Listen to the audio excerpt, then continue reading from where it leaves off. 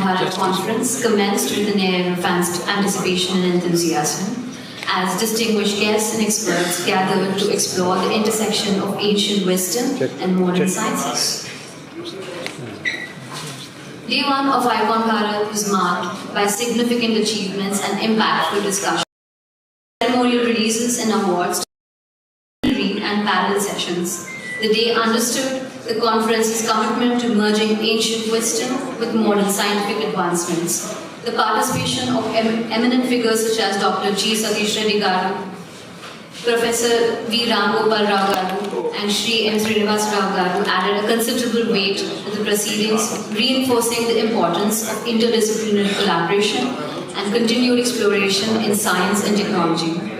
As the conference progresses, the momentum established on the day one promises further enriching discussions and groundbreaking insights in the detail.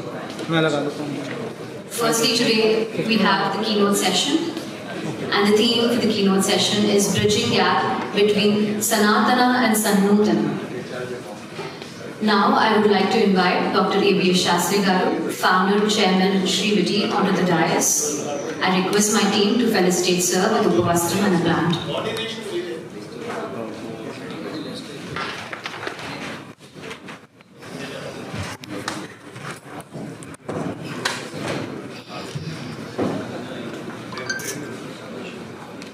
Excuse me.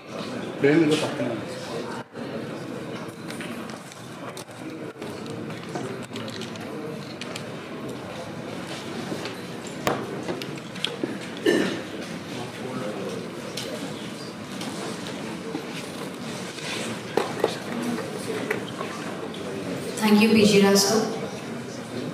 It is a great privilege to introduce a visionary in the realms of Vedic scholarship and modern sciences, Dr. Aamanchi Bala Sudhakara Shastry, founder and director of Srimaharshi Research Institute of Vedic Technology, SRIVT. Dr. Sastry is a distinguished Vedic scholar, renowned for his profound expertise in Nadi Jyotish and his remarkable contributions to translating Sanskrit texts and validating ancient scripts.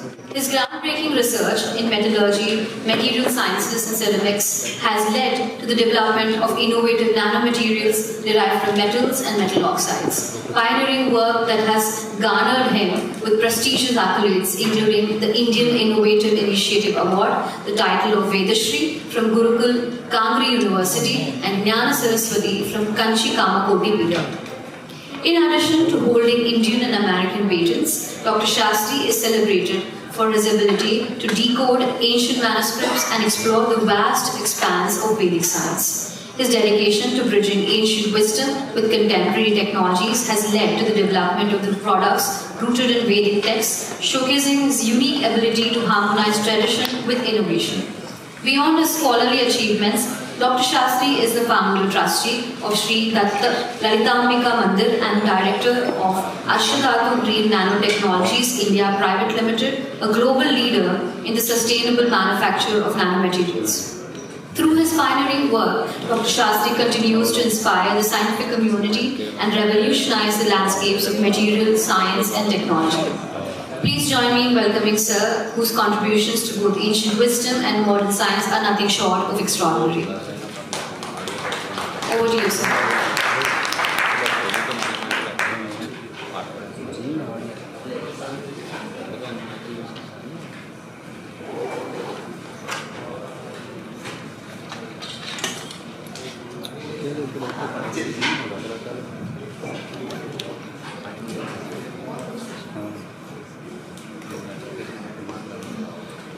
Pronouns to everyone.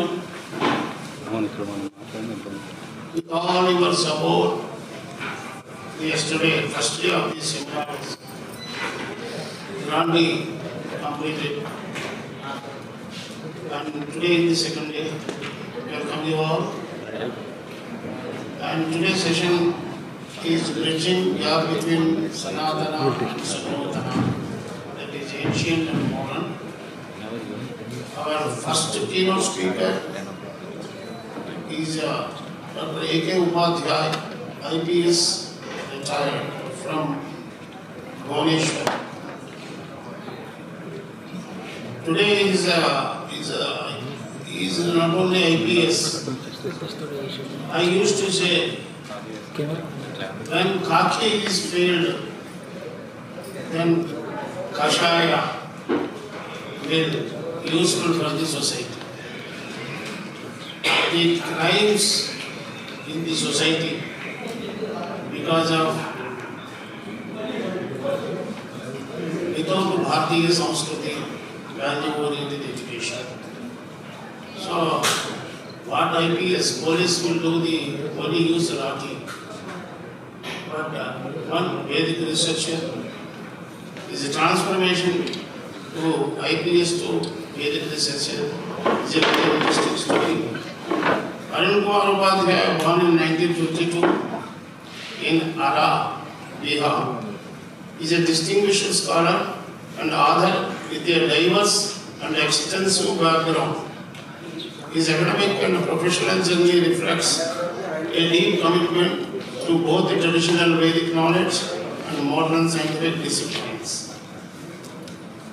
Arun's educational foundation began with the basic Sanskrit studies at home.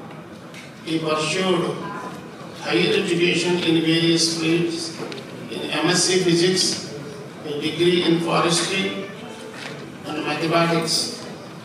hubHyd's professional career includes significant roles in Indian Administrative Services and the Indian Police Services, IFS also, IFS and IPS in 2016. He achieved Asthana Vidwan status in Veda from Mysore, Madhura.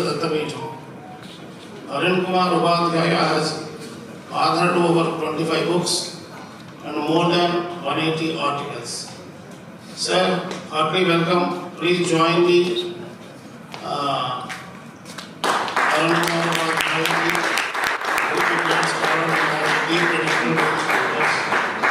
I request him to deliver his speech on ancient measures of time and space.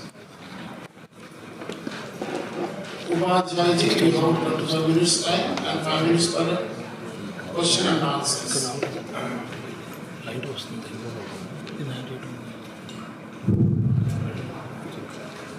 मनोजवं मातुल्यवेगं इदन्त्रियं बुद्धिमतं वरिष्ठं वादात्मनं वादयुतं श्रीरामदूतं शरणं प्रपद्ये.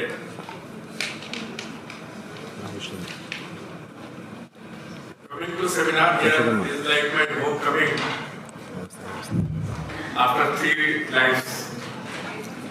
In some previous life I had studied Veda in Karnataka and Andhra Pradesh. And my first conference was 25 years ago in Srisalem. Hello. Where Pandit Sogyatluji blessed me with studies.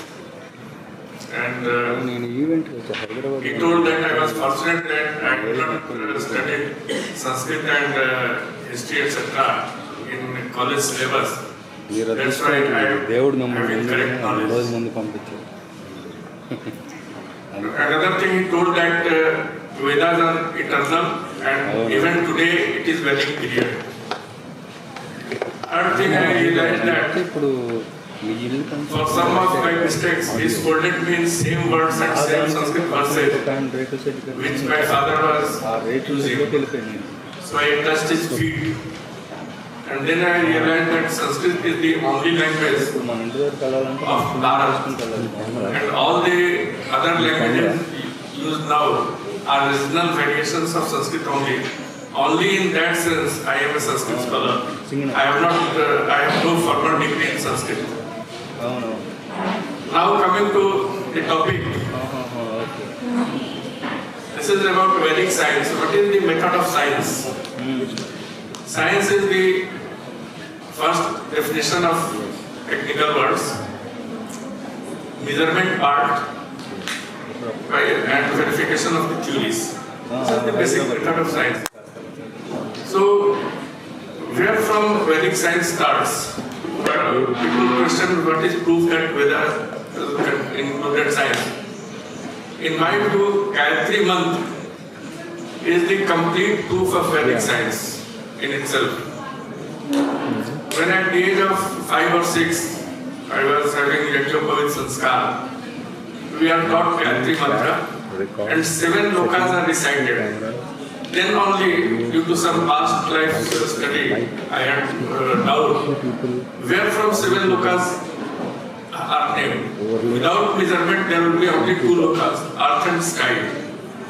If we are naming 7 lokas, it means that their measurements are accurately known.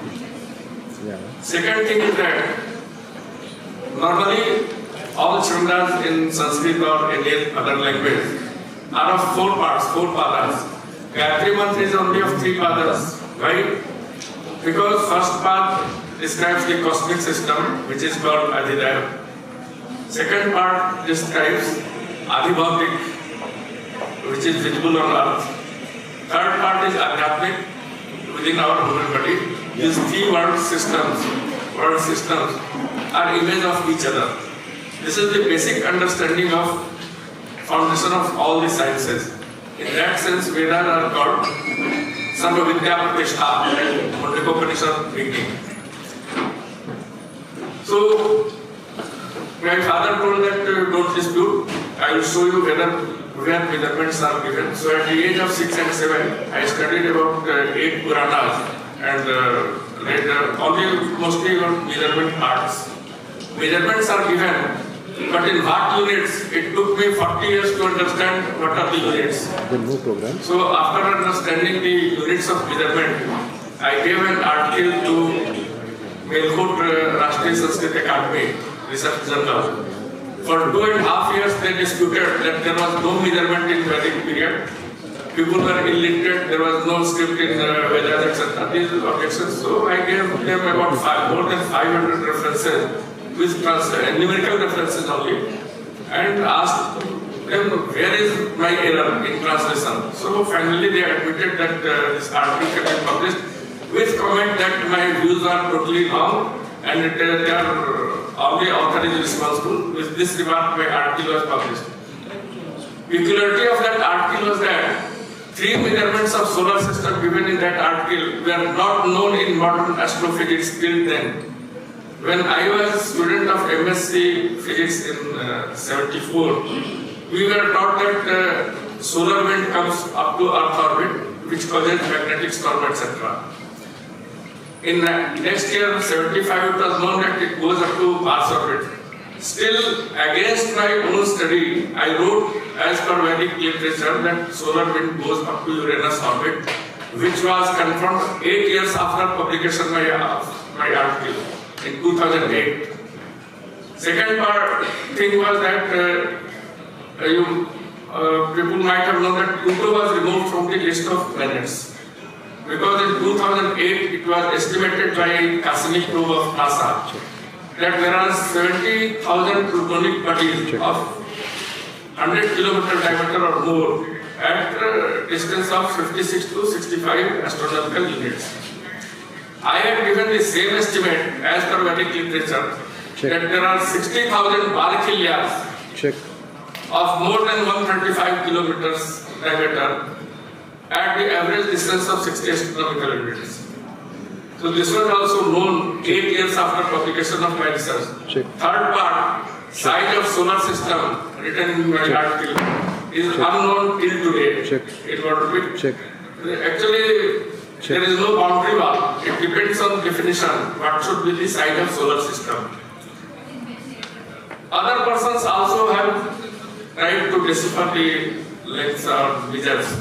But basic error was that we are accustomed to accept only one view. We are not ready to accept the alternative view. So we were explaining, or scholars were explaining only by one illusion or one yuga. There are 7 types of illusions, 7 types of yuga. That should be understood. Like in Bhagavad Puran, basically I got the idea from Bhagavad Puran only. Brahma praised Bhagavan Shri Krishna. Vahang tamo mahadhang kachrak nivalku samvrishtitan dakat saptavitastikaya. Saptavitastikaya. Every man measures 7 vitasti at a span of palm. by his own vision. That is for human body. What is Brahma for the space? Earth is Bhulok, solar system is Swarlok, galaxy is Janalok. All these lokas are one with Asti only. So with Asti must be of 7 types. Because all these lokas are successively bigger, starting from Earth. So then I searched the similar references in Vedic literature. Asevami Suk, Sapta Yunyanti Ratame Kachaklo Ego Ashro Vahati Saptanama. Second mantra of Asevami Suk in Rig. So Yunyanti, use dhatu gives yuga and yujan both. Both are derived from yujan. So 7 yuga and some. Ego Ashro Vahati Saptanama. Flow of Ashra has been called Kal. In 2 Kal Suttas of ICONBharat, 19th chapter, 53 and 54. So, Kal is called Ashra. Motion of Ashra is called Kal. In modern physics also, the motion indicated is the kind of degree of Kal. Then, how to identify the 7 units of length? Firstly, we should think about the units of measurement in modern physics. That used to be the first part, first chapter of textbooks of physics. Now it is not so. There are different styles. Units and dimensions used to be the first chapter in physics textbooks. Firstly, you come to meter. First measurement was foot, inch, yard, etc. That is based on human measure of human foot, finger width, etc. Secondly, meter. Meter has 4 definitions. Part of Earth size means 1 crore part of the distance between equator and North Pole. Then there was some error. Then wavelength of light and then speed of light. Latest definition is that the speed of light. It was possible only when speed of light was accurately measured by Kerr-Snell experiment in modern physics. It is only about 40 years old definition. Surprisingly, Bhagavad Puran gives definition of space according to speed of light. Skand 3, chapter 11. It tells that 1 yojan is the distance traveled by light in 1 truti of time. So this definition is possible only when speed of light is accurately measured. Then another peculiar thing, Sakala Paramanu Vay, Yo Bhunte Paramanutam. What is Paramanu of time? That is the time taken by light ray in covering the Paramanu of matter. What is Paramanu of matter? 7 levels of world are defined smaller than the human body. Successively 100,000 parts. Dhyan Bindu Prasad, Bala Shatasahasram, Tasya Bhagasya Bhagina, Tasya Bhagasya Bhagarthan, Tat Jayatu Niranjanam. Reverse way, Rishibhya Pitaro Jata, Pitribhyo Devadanava, Devi Bhashcha Jagat Sarvam Charan Sthan Anupurusha. That is in Manusmriti. So, Rishi is the smallest part, which is called string, modern string theory in physics. What is its size? 7 levels below human body, successively 100,000 times smaller. So, if average length and width of human body is 1.3 meters, then size of Rishi will be 1.3 into 10 to the power minus 35 meters. This is called Planck's length in modern quantum mechanics. And the time traveled taken by light to cover this distance has been defined as Sakala Paramanu by Yo Bhunte Paramanutam. Time taken by light to cover this distance is 10 power minus 43 seconds. That is also called Planck's time. And Stephen Hawking's book, Brief History of Time, that is popular science book, starts history of time from that unit only, 43 is beauty of measurements. I was surprised how this was possible to measure. So, like foot inch system, this Indian method also was based on human measurement only. We used to define user as Bhaskaracharya Yojan, Aryabhatta Yojan, or Siddhartha Yojan, Aryabhatta Yojan. They have been described as if it was personal choice of Aryabhatta or Bhaskaracharya. No unit of measurement is personal choice of any person or any sect. There was dispute that Jain Puranas are against Veda, or Jain theory is against both Veda and Purana, Vedic philosophy. But for units of measurement, all are same. In same country, there cannot be two meanings of meter and kilometers, or kilogram or gram. So a nation can work only if there is one system, irrespective of caste, creed and philosophy. So for this purpose, I combined Jain mathematics, Surya Siddhanta, Vedanta Jyotish, Purana and Vedas all, without any hesitation that some parts may be contradictory to each other. This is my method and my logic that units of measurement cannot be different in same society, or rather same world. So, how this was missed? Because all the commentaries on astronomy were written by persons like me who have studied physics or mathematics as per the modern syllabus. We didn't bother to study the mathematics books written by Bhaskaracharya or others, Srimati, etc. Same Bhaskaracharya in his mathematics book Leelavati has used yojan based on human angul. According to that book, yojan means 16 kilometers approximately. Same Bhaskaracharya in Siddhanta Sudhamani defines yojan as according to the size of earth. Peculiarly, he has given two sizes of yojan or measures of earth. He didn't understood himself what is the secret of two measures. First part he tells that this is the size of or parthi of earth. Second part, Uladhyaya, he tells that this is more accurate measurement. Actually, these two meters are ratio of polar circumference and equatorial circumference, which was not understood by Bhaskaracharya. He copied from the Agam tradition. At other places also he has given Bij Sanskar, means correction of mathematical calculation, in cycle of 12,000 years.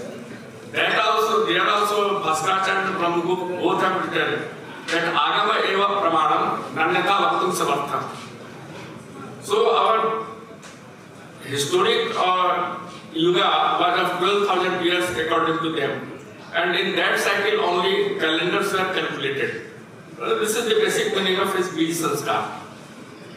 So there also there is dispute whether Yuga is of 12,000 solar years or 12,000 Divya years. For mathematical purpose and Panchang calculation, as per Bhaskaracharya and Brahmagupta both, Yuga is only of 12,000 solar years. For astronomical or geological measurement, the Yugas are of 12,000 into 360 solar years. That is Divya Yuga. In Puranas also, it is written, Devi Bhastri Ya Ushadibhya Jana Devi Bhastri Yugankura. When the plants came on earth, they came 3 yugas earlier, different yuga.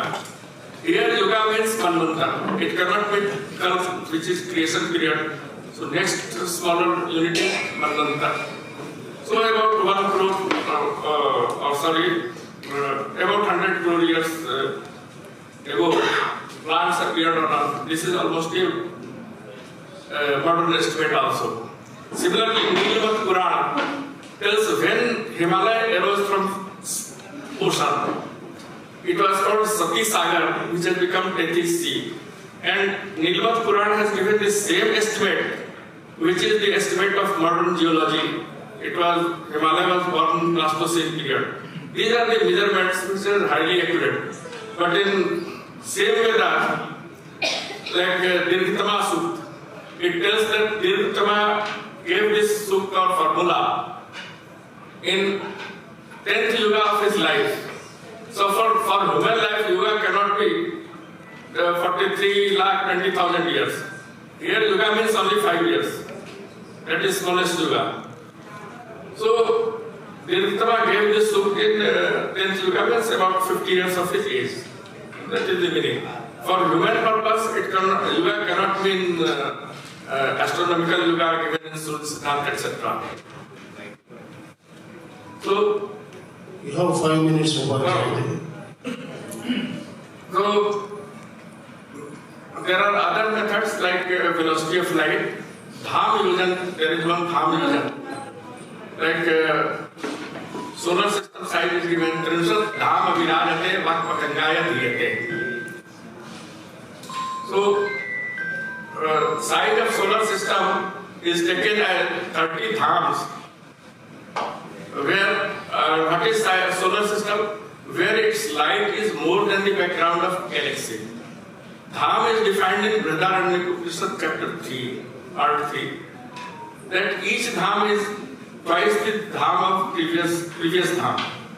So starting from Earth, you double it 30 times, means 2 power 30 into Earth side is solar system. This is the definition, one definition. So it is measured in chandas also. Like solar system is 3 parts of Krishtub Chand, 11 into 3. 3 dhams are within Earth, 30 dhams are outside. Maharlok measure is complete Krishtub Chand of 44 letters. Size of galaxy is Jagati Chand. Jagati Chand is 48 letters. Minus 3, 45. And that Chand is actually up to 2 more or 2 less. So accurately, what measures are given in Kathopanishad, it is about 2 power 46.3 into Earth side, almost 49, because these zones are called 49 bulbs. Similarly, side of Tapalok, which is called visible universe, that also is given, and the details are given in my slides. I have just told that there are yugas from 5 years to 43,20,000 years. I will not go into detail. I will just tell about the Panchang system. Like we ask, when is Ganesh Chaturthi? Answer is that it is on 7th August. We never ask when will be 7th August, because 7th August will always come after 6th August. But Ganesh Chaturthi may not come after Tritiya Tithi. So there has to be 2 parallel systems of calendar. Successive day count was called Shaka, and calculation of lunar dates, Tithis, was called Samvat. Samvat means Samvat Sanati. It moves as per the successive day count. So successive day count was Shak. But since British rule, it has been propagated that Shaka meant only the calendar used by foreign Shak inventors. Everybody, astronomer, uses Yudhishthir Shak, and many times in same sentence they tell that it is by foreign inventors. How Yudhishthir Shak can be by foreign Shakas? Well, many times they are used in same sentence. First they put Yudhishthir Shak, then they tell that it is by foreign inventors. So this is the basic thing, and my slides are very long. I cannot display the whole thing. These are the summary of my lectures given in Indian Institute of Science, Bangalore, 2 lectures, and 5 lectures in BHU, Varanasi, and 1 lecture in National Physical Laboratory, Delhi. Thank you.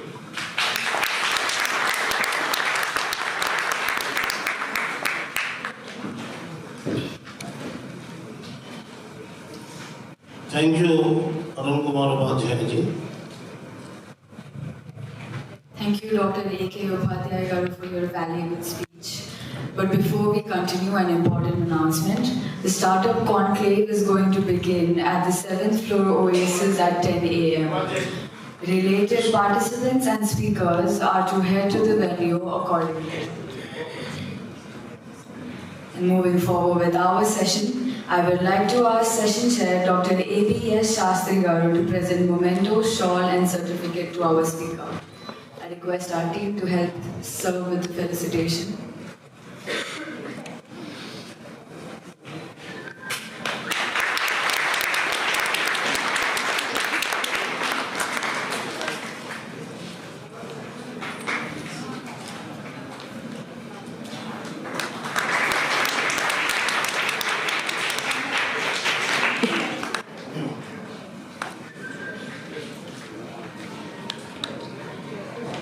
Any questions? Yes, sir. I have small doubts. Please. Do mic to. Yes, sir. It might look like a statement, but basically it is a doubt. What I feel is, for example, in the present system, we have a human mechanism and we have a separate apparatus, equipment for measurement. So it's calibrated that this is a particular event, this is the scale. So we use that as measure. So my doubt is, in the ancient times, where this human mechanism itself was used as an equipment for many purposes, it had that power. For example, there was a science where just looking at the tree, we can count the number of trees, means number of leaves in that. So these things are simple things at that time. So there was a mechanism where they can still be here, but a part of the physical existence goes to different planets and sees there and compares it, tells you this is how it was. So maybe during that particular time, two different people of different physique, for example, Sudhakara, just for example's sake, he is short and different thing. If he uses his human mechanism to go and there, he will have a different measurement. But if a person who is tall, he uses his own mechanism to go there and he will have his own thing. So there was no particularly calibrated maybe some things were standardized. That is my feel. So maybe that was the cause of differences in measuring units. Is this a foolish thing or there is a possibility in this? No, measurements were in ancient times were almost like the Vedic system of measurement. And some measurement methods are still beyond our guesswork. Like there is a verse in Rig that our link with sun is with light rays. And it goes and returns 3 times in 1 muhurt. Approximate distance of sun is 15 crore kilometers. Velocity of light is 3 lakh kilometers per second. So it takes about 8 minutes to go to sun and again 8 minutes to return. So 16 minutes going and returning, and in 1 muhurt it goes and returns 3 times in 1 muhurt. Till jab Rig 353 by 8. Till jab diva pari muhurt magat. It is explained in Bala, etc. Similarly, then Yajurveda and Chandogya Upanishad, Brihadaranyaka Upanishad, they explain that this link by light rays is modified by influence of planets and their color and direction changes. This change of color and direction is called frequency modulation, polarization. So what I meant to say was, for example, there are external bodies. Means sun is there, moon is there, and some other planet is there. So they are standard, having standard volumes. So with reference to that, calculation will always be standard. But with reference to a human anguli or it may vary. That was the No, it will not vary. Like foot and yard. Okay. They are standardized. Oh, okay, sir. And measurements were like first survey of Earth was done. Guntur was one of the main places. Okay. Guntur is measure of land. Ur is town. So this was the center of measurement, land survey. So it was called Guntur, and it was given to word Guntur chain used in survey. Guntakal, Ranchi, Karachi, Rohtak, all all these names are related with survey. There is chapter 3 Prashnavika, latitude, longitude and direction. Then distance of moon and other planets are calculated. Distance of galaxy was calculated. One basis is there, that the distance at which sun will look like an average star will be the diameter of galaxy. In Surya Siddhant it is told Yavat Dinakarasya Kara Prasara. Then it gives the accurate size of galaxy. Thank you, sir. Sir, in olden days, how time was measured, sir? Time. Now we are having seconds, minutes. In olden days, we are having time measurements. Now we are having seconds, minutes, hours. But olden days, what is the time measurements? In Sattar Brahman, part 12, there is a unit of time given by Vidwan Barkley. Barkley looks like a foreign name. He was not Indian, like there is Berkeley University. So Barkley has divided one mood by 15 times at each step. 15 power 8 parts of time was called Svedayam. Avanta 18 stoka varsanti. Svedayam is about 11,20,000 parts of a second. And raindrops fall up to that distance, about 270 meters. This is not given in any book on meteorology, but this is the average distance of falling of raindrops. Sir, for understanding, 1 minute is how? Now, for understanding is, sir, suppose if I take 1 minute, how I correlate to in olden days, sir? What? Now today 1 minute, suppose equal to olden days, how to correlate that, sir? 1 minute, suppose if I take example. No, it is very. One day length is divided into 30 parts, that is called 1 moon, that is 48 minutes. And the detailed units are given in all the books of astronomy. They start from Asu. Asu is a breathing cycle, about 4 seconds. So, smaller units are called Amurt, bigger units are called Murt. There is a big classification given in many texts.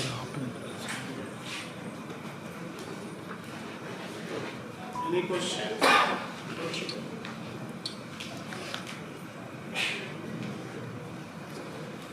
మీరు తెలుగా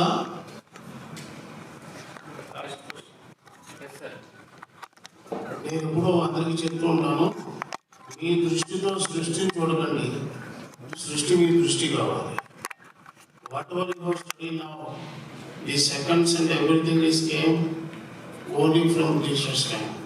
We have our own calculation of time, Lipta, Vilipta, Pradipta, so much knowledge, time calculation. Not only that, even in Gurukulas, Vishashramas, they calculate time. One Pandit always recites one sukta. For example, if one Pandit will be on the continuous reciting of Gananam Tva Ganapatim Bhavamahe, if they do that mantra, that will give them time. So one mantra, how much time? That has calculated in muhurtas. We are looking the ancient knowledge with the modern goggles. So that is the problem. We don't have any understanding about what we have. So please do some exercise. Whatever the questions now, internet is so much of information is available. Everything is. And I'm really sorry, Bharat. Actually, his slides are remaining slides. There are no time to press. You go through our link, we will do the link, and recorded that presentation is recorded. Thank you.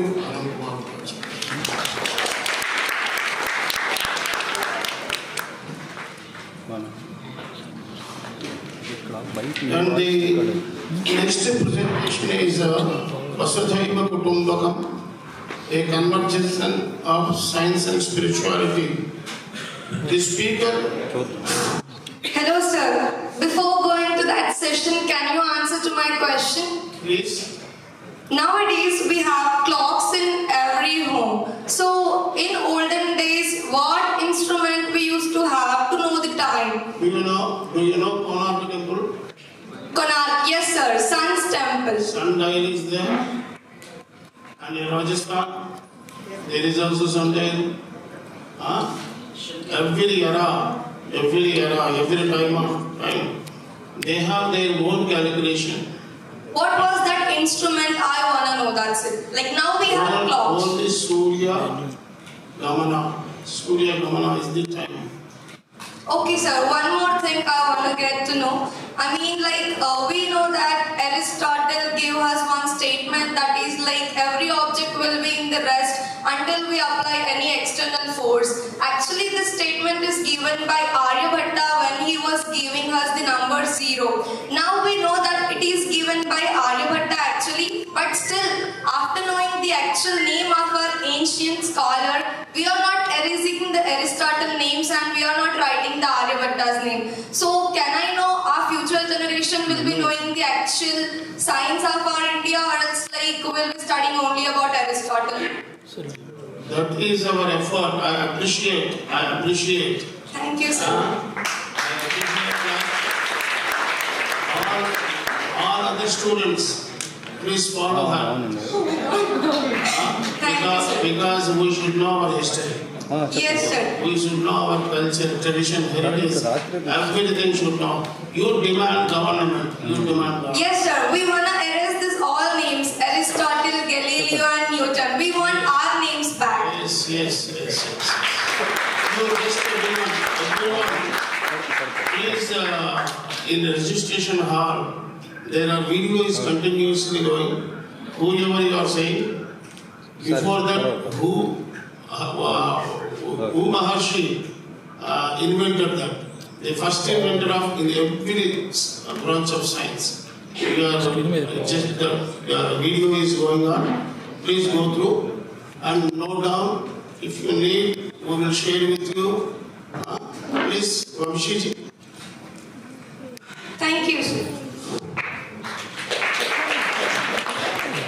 I have a little objection to the statement that Aryabhatta has invented 0.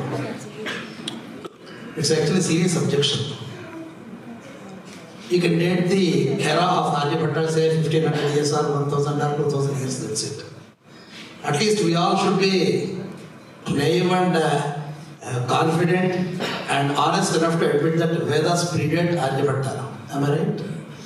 Then what happens? Shatagasvaha, Sahasragasvaha, Yutagasvaha, Nigutagasvaha, Pragitagasvaha. At least the 0 to the power of 16 or 18 are already mentioned in Veda. If Dravana has 10 heads, then how did we get the number 10? If Kauravas were 100, how did we get those numbers? Of course, the mathematics part of it, Aryabhatta might have improvised. But it is wrong to say that Aryabhatta has introduced 0. It is utterly wrong. Vedas have that numbering system, numerical system. The way we write them might change a bit, but we have greater numbers. The Karma, Bharata, Padma, Mahapadma, Samudra, and we got greater numbers. At least I can say up to some 32 zeros we have calculated. So therefore, let us be out of this notion. Thank you. Thank you, Vamshiji. I have just a suggestion, sir. At least from the time what she told about Aristotle or something, from there at least they have come to Aryabhatta. Let us appreciate. From there they will go back. You want them to go from there straight to old times, that may be different. At least I appreciate they have come up to this level. So in future we will take them to still higher level. Thank you. It's a good interaction. Actually, we have a limitation of time, otherwise I enjoy this interaction with students. Next, I would like to introduce Dr. Sai Giridhar, designation CEO, Sri Shirdi Sai Samartha Trust, Haridwar. It is a great honor to introduce Dr. Sai Giridhar. who is a CEO of Shirdi Sai Samartha Trust, and also a seasoned coach and consultant with a PhD in clinical biochemistry. He blends scientific expertise with spiritual wisdom to guide individuals and organizations towards personal and professional growth. As an ICF certified coach, he offers mindfulness, meditation, and wellness programs globally. His focus on human values and transformative techniques has made him a sought-after speaker and coach. Please join me welcoming Dr. Sai Indra. He is a great coach and has a deep scientific knowledge.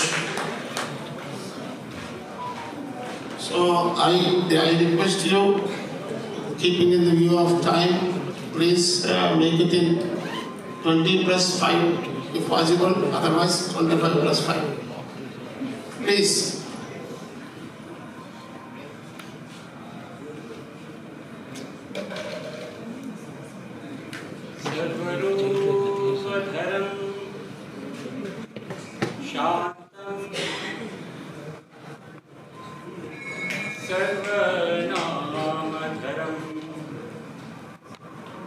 Shivam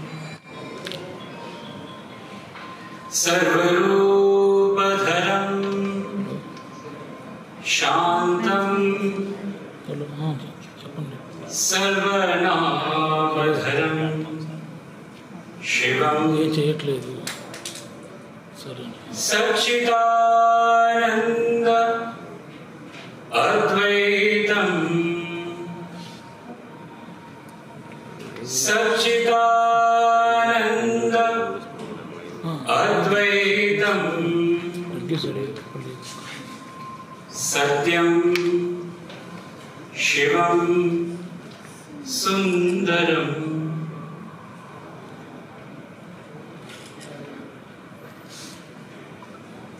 At the very outset,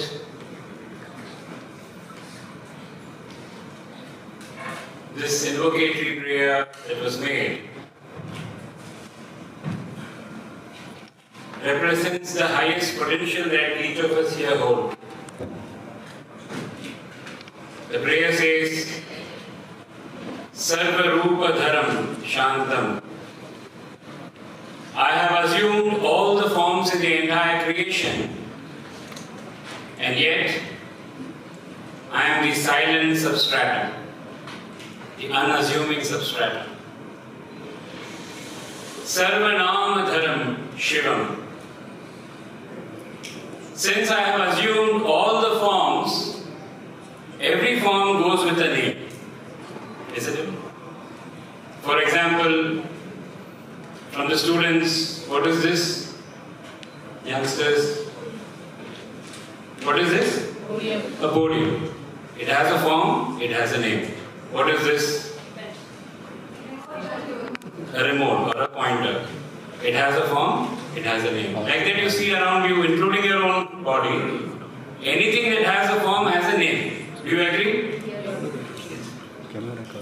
I have assumed all the forms and therefore all the names are mine and all names are auspicious. And yet, I am not many. I am only one without a second. This beautiful invocation actually is invoking the highest potential in each one of us here. As a transformational life coach, I see this time and again, that the potential that is available to each one of us is infinite and equally available to all. But then there can be clouds of doubt, disbelief, probably lack of effort in order to bring out that potential from within. But this infinite potential that the Vedas talk about, in Purusha Suktam, this potential is described in an extraordinary manner. It says, Sahasrashirsha Purushaha Sahasrakshas Sahasrapat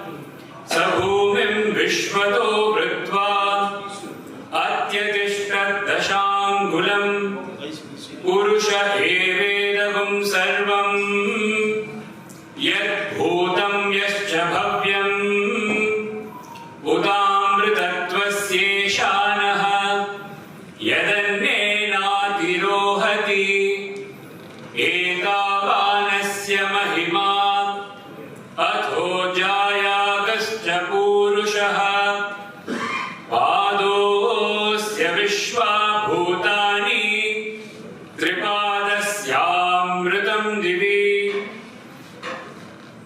In this extraordinary revelation by the sages, they say that the potential that truth has, and they are describing truth as our own true nature, is Sahasra Shirsha Purushaha, the one with 1,000 heads, Sahasraksha Sahasrapad.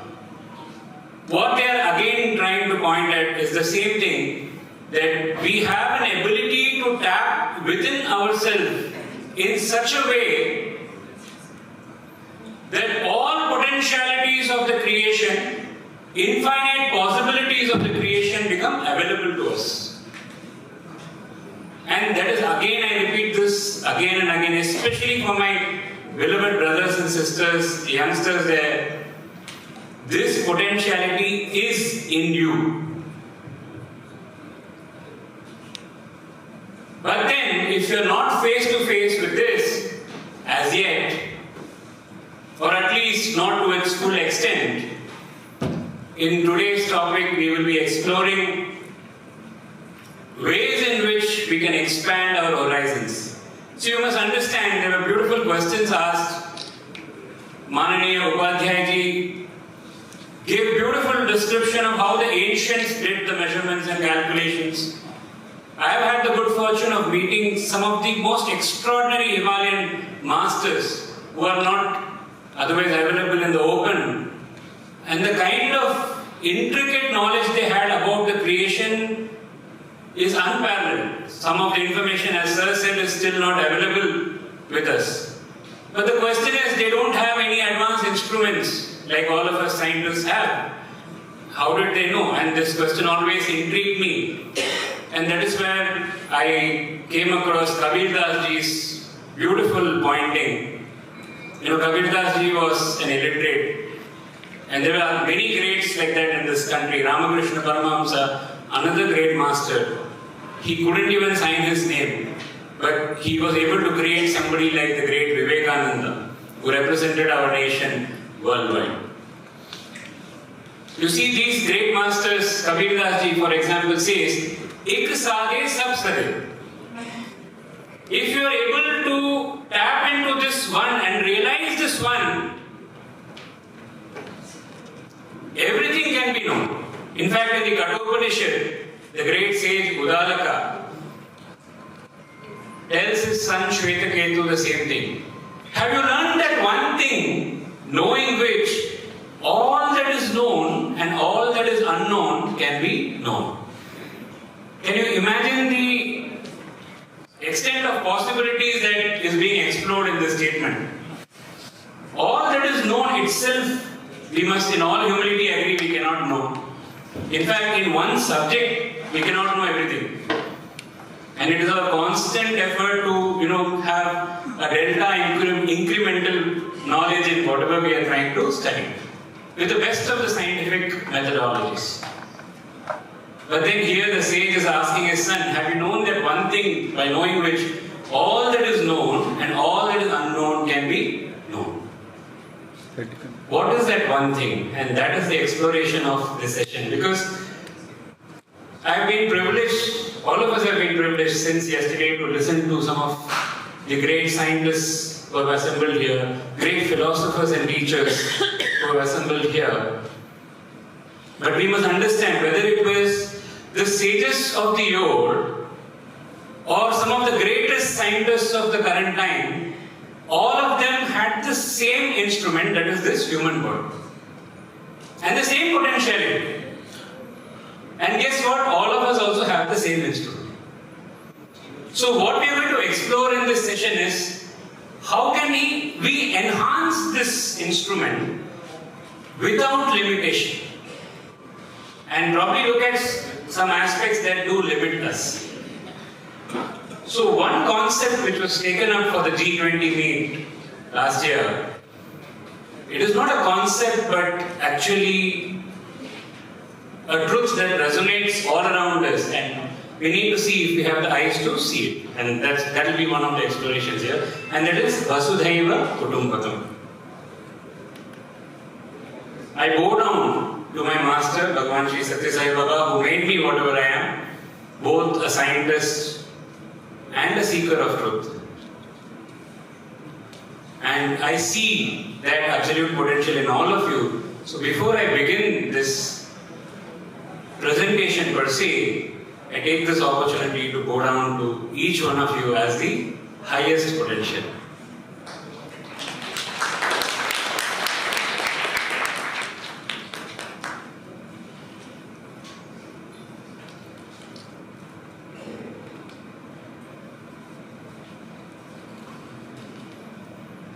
Thank you for honoring me with your presence today.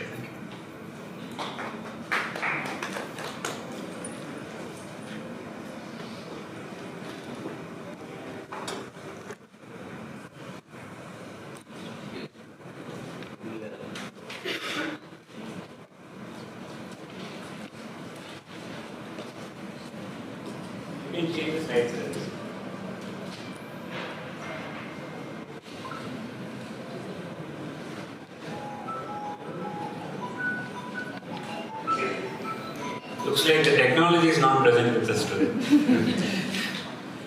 Straight. Yes.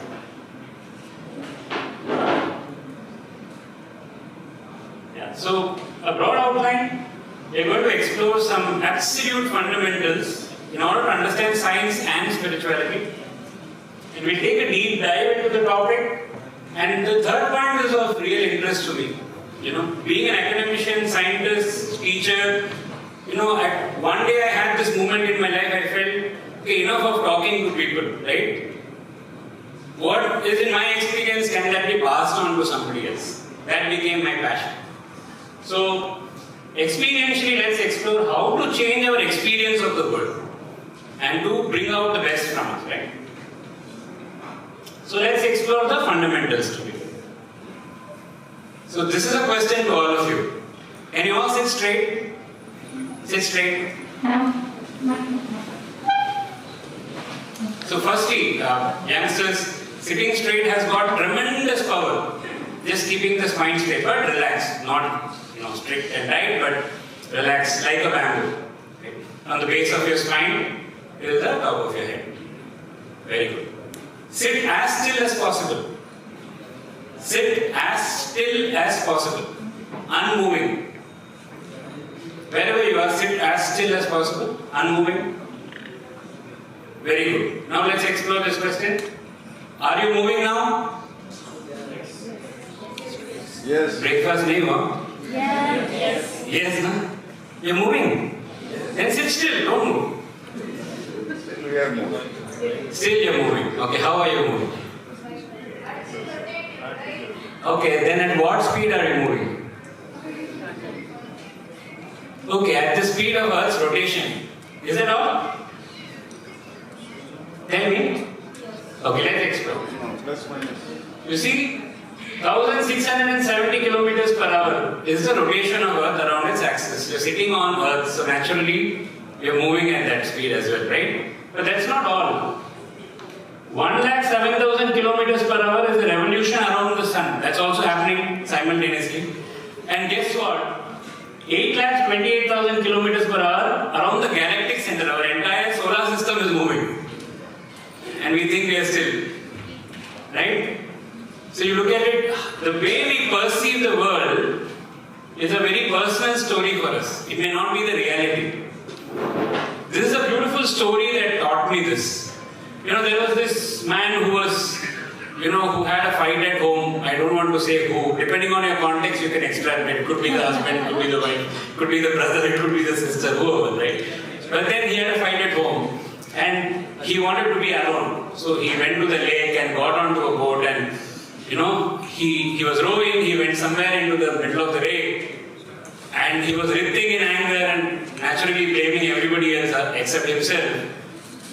And suddenly, from behind, somebody came and banged into his boat.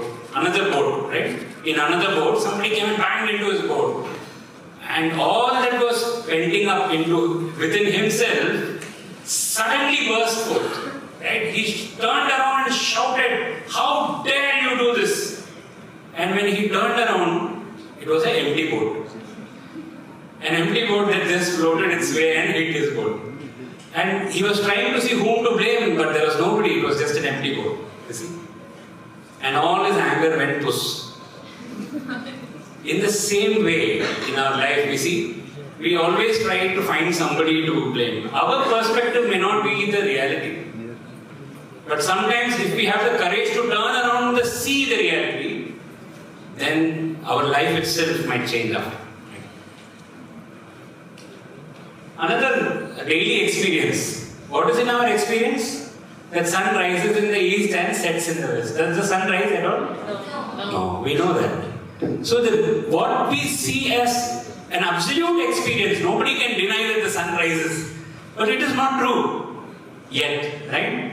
So this is something that I wanted to explore as seekers of truth. Now the seeking can be in the external world where it's called science, or in the internal world where it is called the spiritual science or spirituality. But the seeking is the same, of the same nature. So we have reality and we have experience. Reality is that which is, whatever is as it is reality. And what is experience? That which is perceived. What we think is the reality for us is the experience. Now the reality is actually independent of the sensory input. Now the sun is right there. Whether we see the sunrise or sunset, the sun is there, right? Do you agree? But the sunrise and sunset is based on the sensory experience. Without the senses, without your eyes, you cannot see the sunrise, right? As simple as that. And the experience is based on these 5 inputs that we gain through the 5 senses. And if you see, all the sensors that we create in science also have to cater to one of these for us to understand the characteristic of whatever we are studying. What is the shabda, sound, sparsha, touch, rupa, form, rasa, taste, gandha, smell. Because these are the only instruments through which we know this world. And let's do a hypothetical experiment, all of you. Are you in for it? Great. Now do this experiment, hypothetical. For a moment, right? Imagine your sense of touch completely is gone. Like anesthesia, general anesthesia, but you're awake. Right? Your sense of touch is completely gone. Your sense of, I'm going to tell hearing last because then you didn't stop hearing me. So the sense of seeing sight is completely gone. The sense of smell, just do this with me. Just visualize it's gone fully, right? Just for 30 seconds. It's completely gone. The sense of smell is completely gone. Sense of taste is completely gone. And finally the sense of hearing, sound, is completely gone.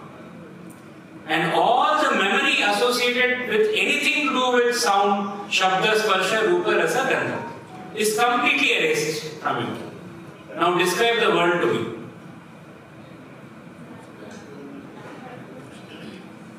Can you? You see? There is no world of experience without shabda, sparsha, rupa, rasa, gandha. This is what the sages said. This you can actually check. Hypothetically, because right now you have all the senses.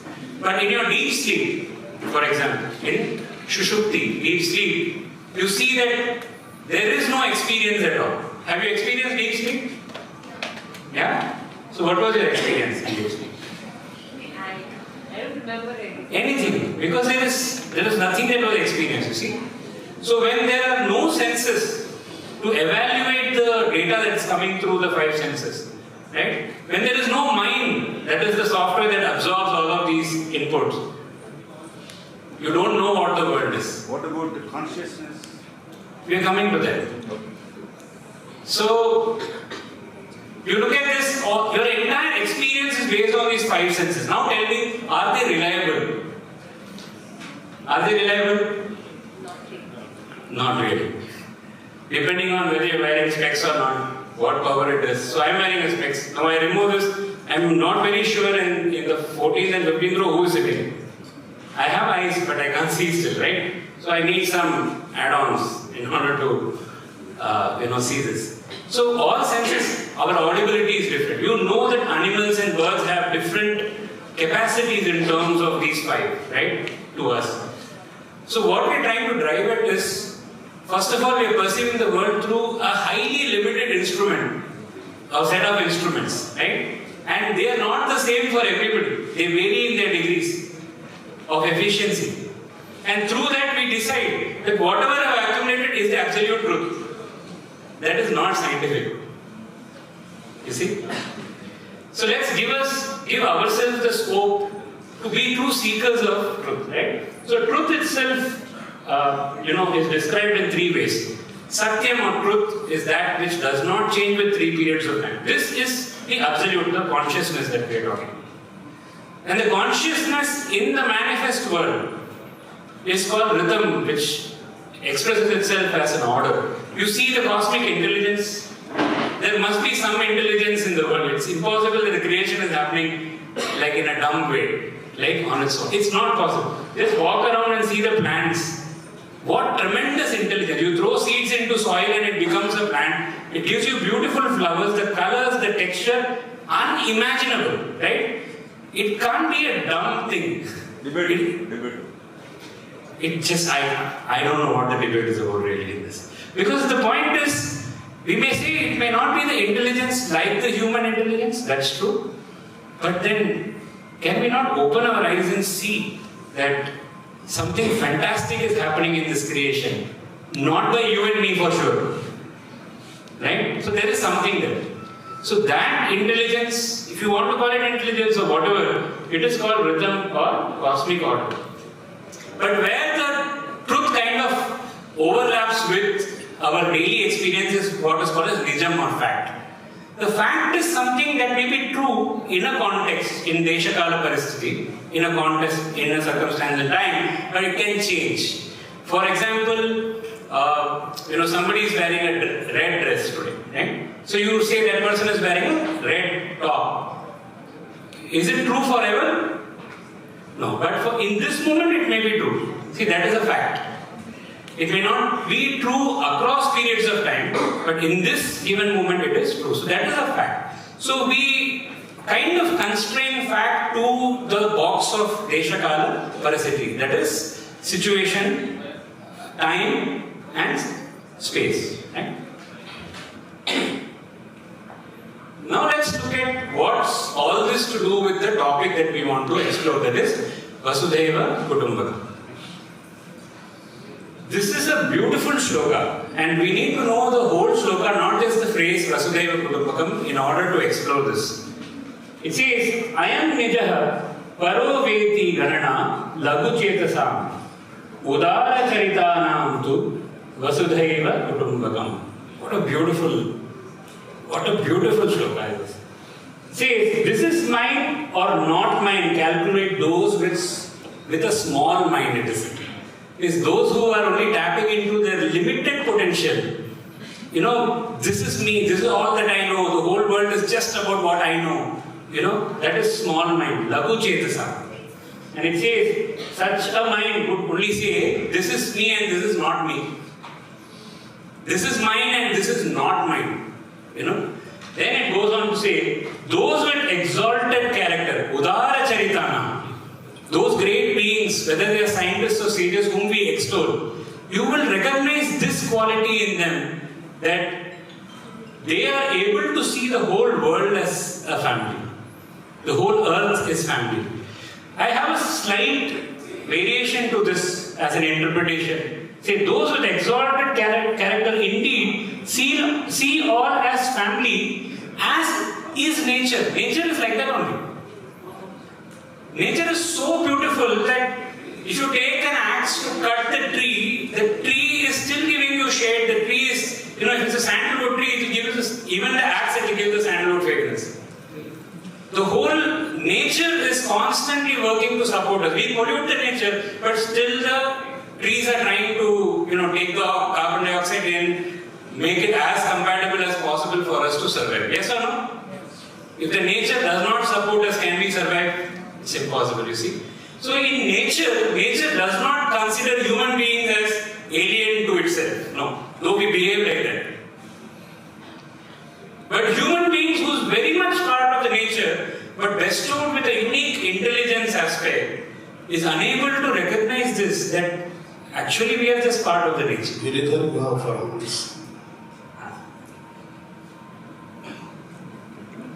So what is Vasudhaiva Kutumbakam? In short, in human experience there is only one religion, the religion of love. There is only one caste, the caste of humanity. There is only one language, the language of the heart. There is only one God and He is omnipresent, you see.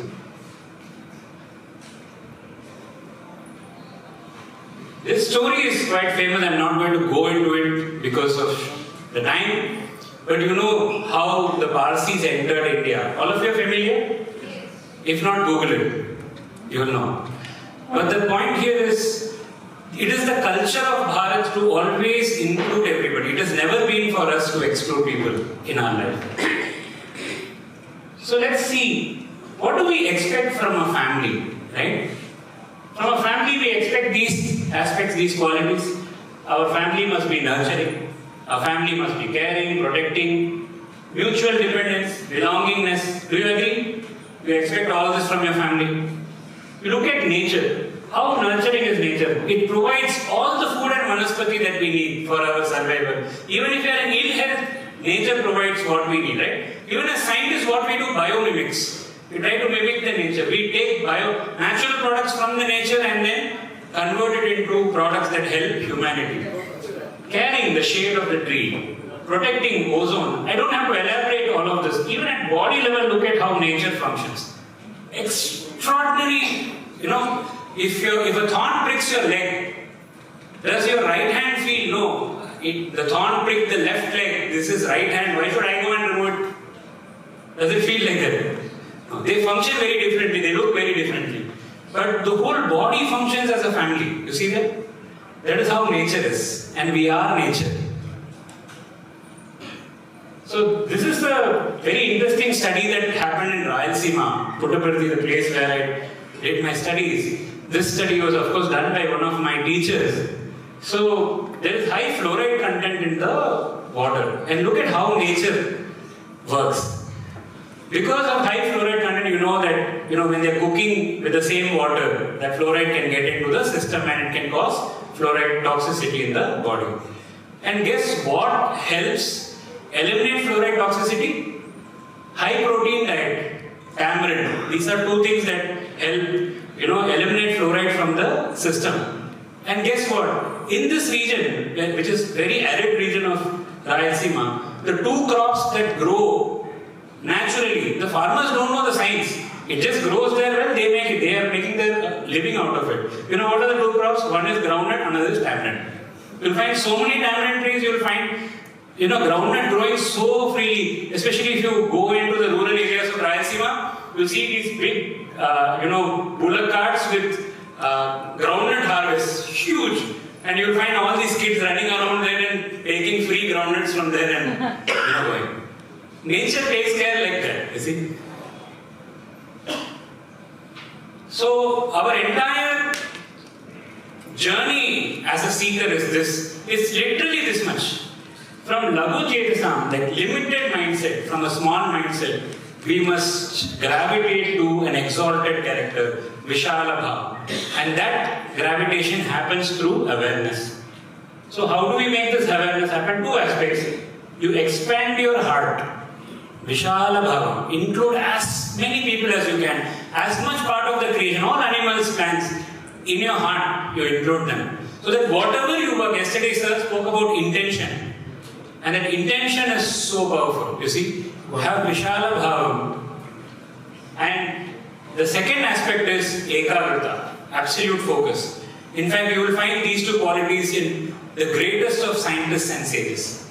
They had Vishala Bhava, inclusive nature, and had absolute focus in what they did. You see, these are the two qualities that I would encourage all of you to nurture. And how do you do that? That is the important part. Very simple exercise I'll give you as a life coach. Every morning, wake up write down in your note, have a note next to your bed, write down in the note the 5 people you can remember without whose efforts you could not have gone through your day. Right? It could be the milkman, it could be the dhobi, it could be your mother, it could be anybody that comes to your mind. But write the names of the 5 people. 5 is the minimum, you can go on with the list, right? But take a minute and express gratitude to all of them. That expands your heart, you see. And gratitude is shown to also lead to great levels of wellness, scientifically shown. That those who practice this gratitude, the feel-good hormones in them are in much higher levels, and therefore they are much more, better states of wellness for them as well. And the second aspect is from the Yoga Sutra, Yoga Chitta Vritti Nirodha, Tada Drashtu Swarupe Vasthana. This is such a powerful, these 2 sutras. Actually, you can stop Yoga Sutra there, in some sense. But then, if only we were that intelligent. What it says is, if you are able to withdraw yourself from the whirlpools of your thoughts. What are your thoughts? Just the data you collected and you keep running them around in your head. So that whirlpool, if you are able to distance yourself from that, tada drashtu swarupe avasthanam, then the consciousness rests in itself, in its original nature. And that is when you tap into the intuition of what the data is also not telling you. And new discoveries happen from that space. And in conclusion, can I just have 12 seconds of your time in a simple practice that combines both these techniques for you. And it is called thumb meditation. Thumb meditation. You all have thumb, so it's easy. You need your thumb and you need 12 seconds of time wherever you are. Right? What you need to do, sit straight, hold your thumb in front. Okay? Just look at the thumb. Don't have to do anything else. Just look at the thumb. I'll keep time. Ready? 12 seconds, start.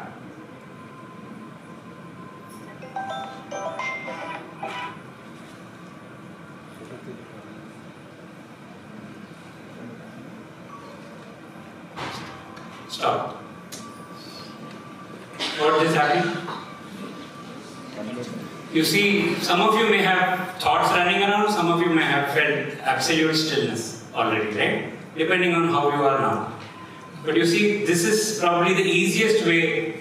So 12 seconds of this practice is one dharana, means concentration. 12 into 12, 2 minutes 24 seconds of continuous undeterred attention is one dhyana, not meditation, contemplation. And into 12, which is around 27 minutes and 42 seconds, is one samadhi, which is called meditation. You see? Just focused attention, don't involve with any thought. With a simple practice, you can just extend the time as you feel like. Do it as often as you can through the day. You have a study to do, you have work to attend to, just pause for a moment, focus for 12 seconds at least, and go ahead and see what difference it makes in your life. So, 2 practices, what are they, students? Gratitude. And second practice? Thumb meditation. Make this part of your life and see how it changes, how you start discovering your potential more. Thank you so much.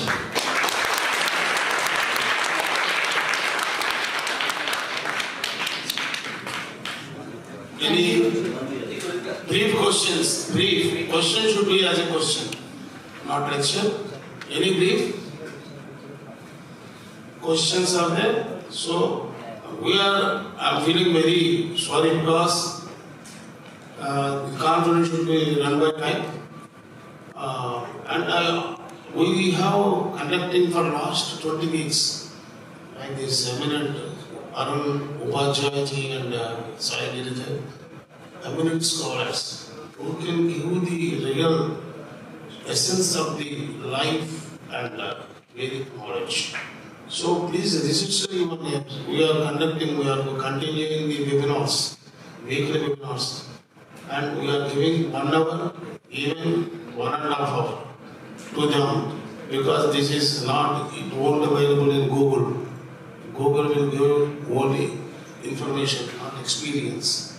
So register all names in our link, and thank you. Thank you, Sai, with this. So nice. Thank you, Dr. Sai. That was truly a deep-rooted and thought-provoking speech. Thank you for reminding us to always reach for the stars and be grounded at the same time. I would like to ask Session Chair Dr. A.V.H. Sastry to present memento, shawl and certificate to our speaker.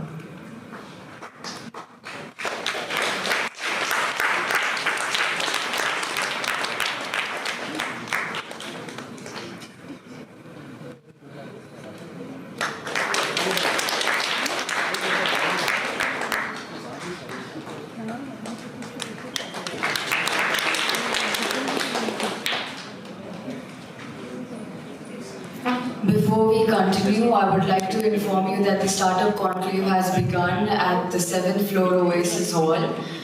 Related participants, students and speakers are to be present over there.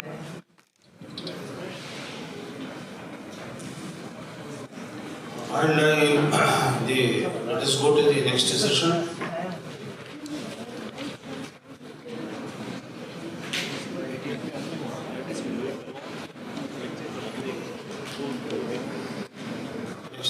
Dr. Suchi Tiwari, she is assistant professor.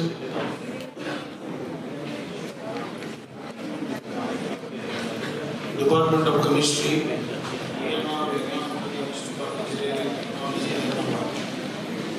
A great honor to introduce Dr. Suchi Tiwari, who has done her PhD from Rani Durgavati Vishwavidyalaya, Jabalpur, and a postdoctoral fellowship at Usmania University, Hyderabad. With over 16 years of experience in teaching undergraduate and postgraduate classes, her future research interests include green energy, desalination, membranes, and 3D printing materials. Dr. Tiwari has a strong publication record in international and national journals, has authored educational books, and actively participated in conferences, reviews, and manuscripts of various journals.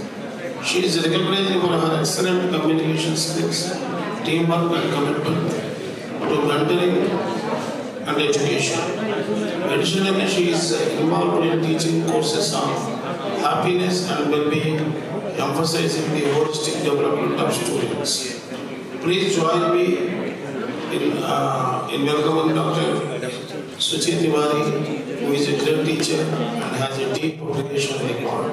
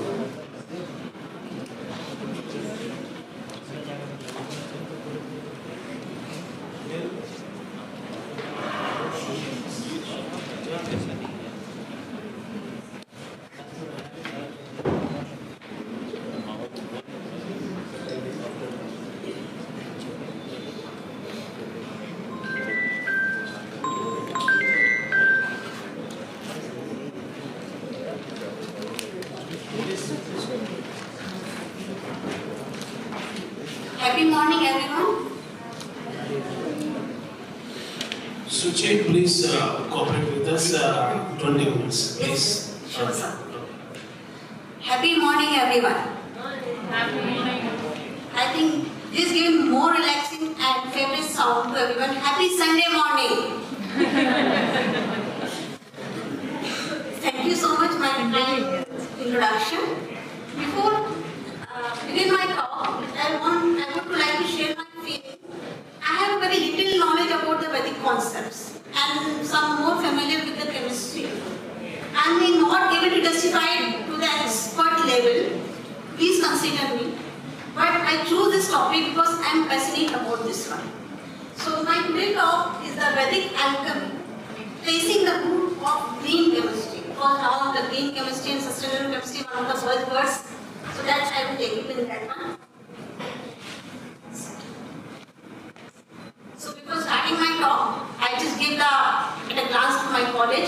I am from the VIT. This college is established in the 1995. And there are more than 6,000 students and 420 faculties are there. And we have the branches of almost all engineering except chemical engineering. If you see, there is automobile engineering, civil engineering, computer science, CSC, IML, IoT, and DSAI, electronics engineering, civil engineering, or information technology and mechanical engineering. These are the branches in the Grand College.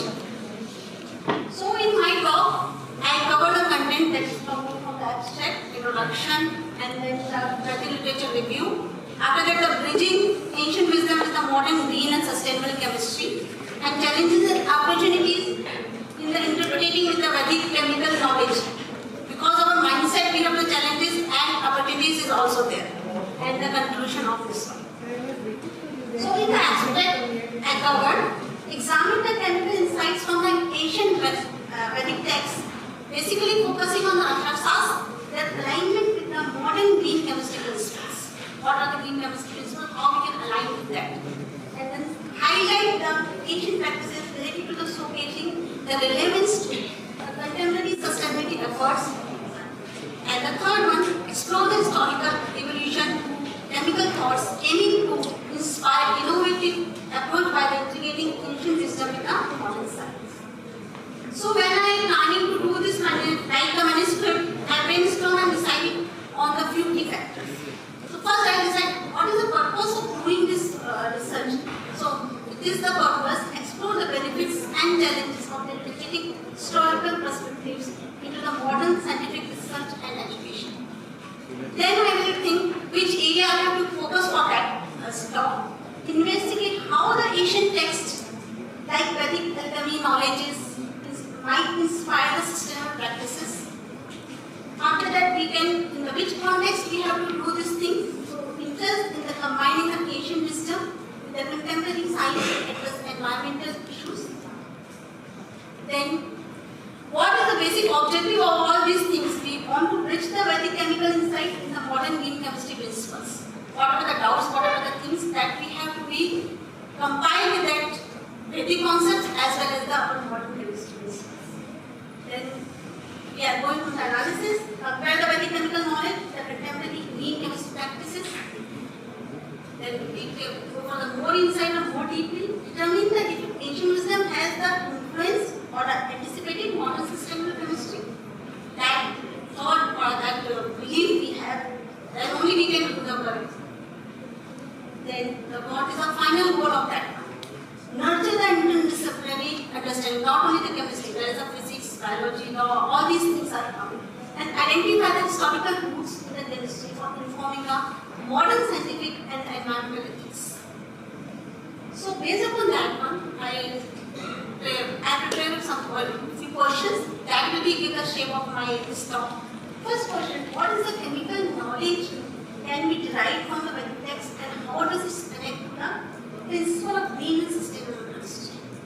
Then, how do the alchemical practices described in the Vedic text align with the goal of contemporary and the sustainable developments?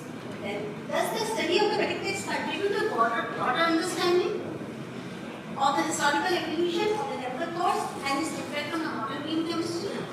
And last, what are the implications of integrating ancient alchemy wisdom with the modern scientific research, particularly in the green and scientific chemistry? So, after that, if you see from that one, that Vedic or Vedic concepts almost cover all the fields. It will be not, and we know the Vedic text of the India written thousands years ago. When it is written, that is not known, but 1,000 years ago, and it will be cover all the branches. It will be cover physics, chemistry, zoology, archaeology, whatever the branches we have, A to Z, all the branches it will be covered.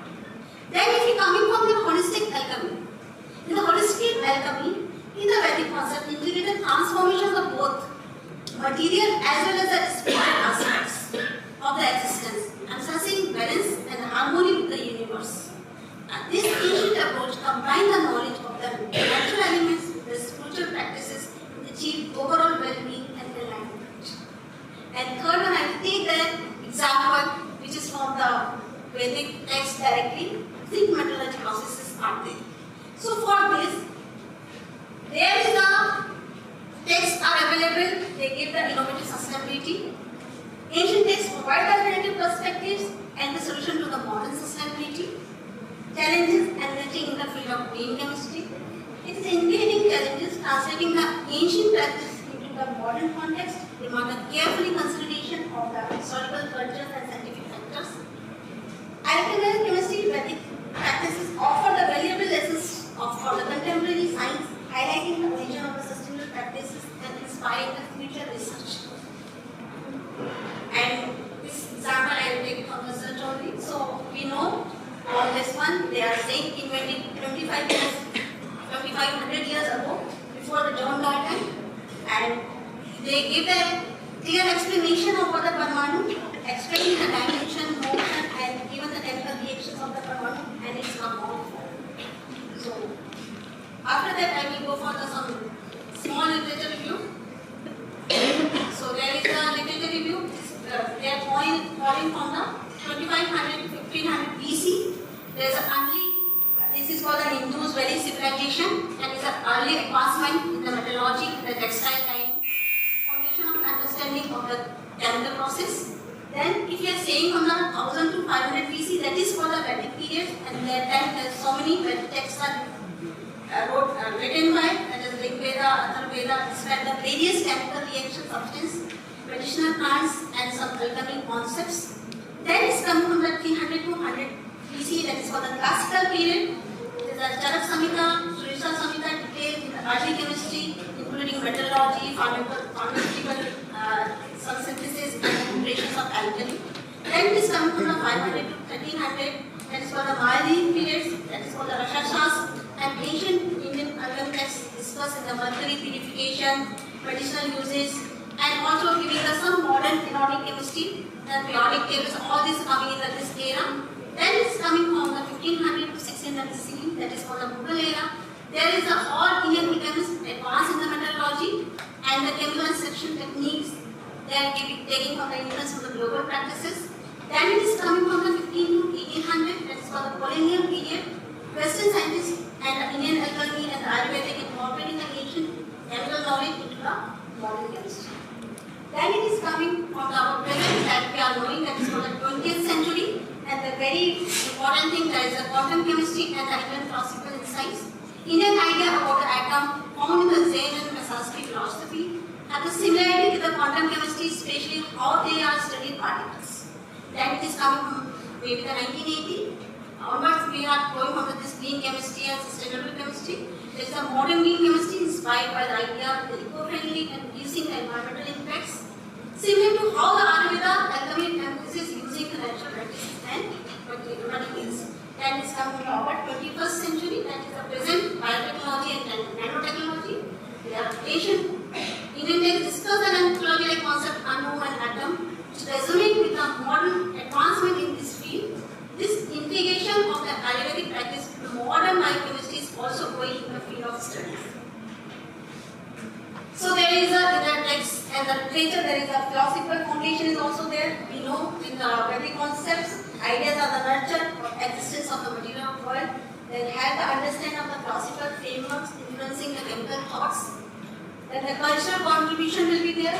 Highlight the ancient Indian civilization to contribute to the chemical knowledge, the importance of recognizing the multicultural origins and the global exchange with the idea of the science. Then the ethnopolitical knowledge contain the information about the plants and their uses, contribute to the chemical ecology or the history of the medicines. Then the alchemic precursors, so many metals, minerals and progress they are using in the early alchemy. Realizing these differences at the trace the origin of the inclusion of the alchemy in chemistry. So these are some texts which is available that give the knowledge and then the proofs also. I just taking from the commonly that we are knowing. First is the Rigveda, how it will be related from the chemistry. First is from the cosmology and the elements. The Rigveda contains that discuss the creation of the universe, which can be linked to the fundamental elements like earth, water, fire, air, and ether. That also be the basis of the early alchemy theories.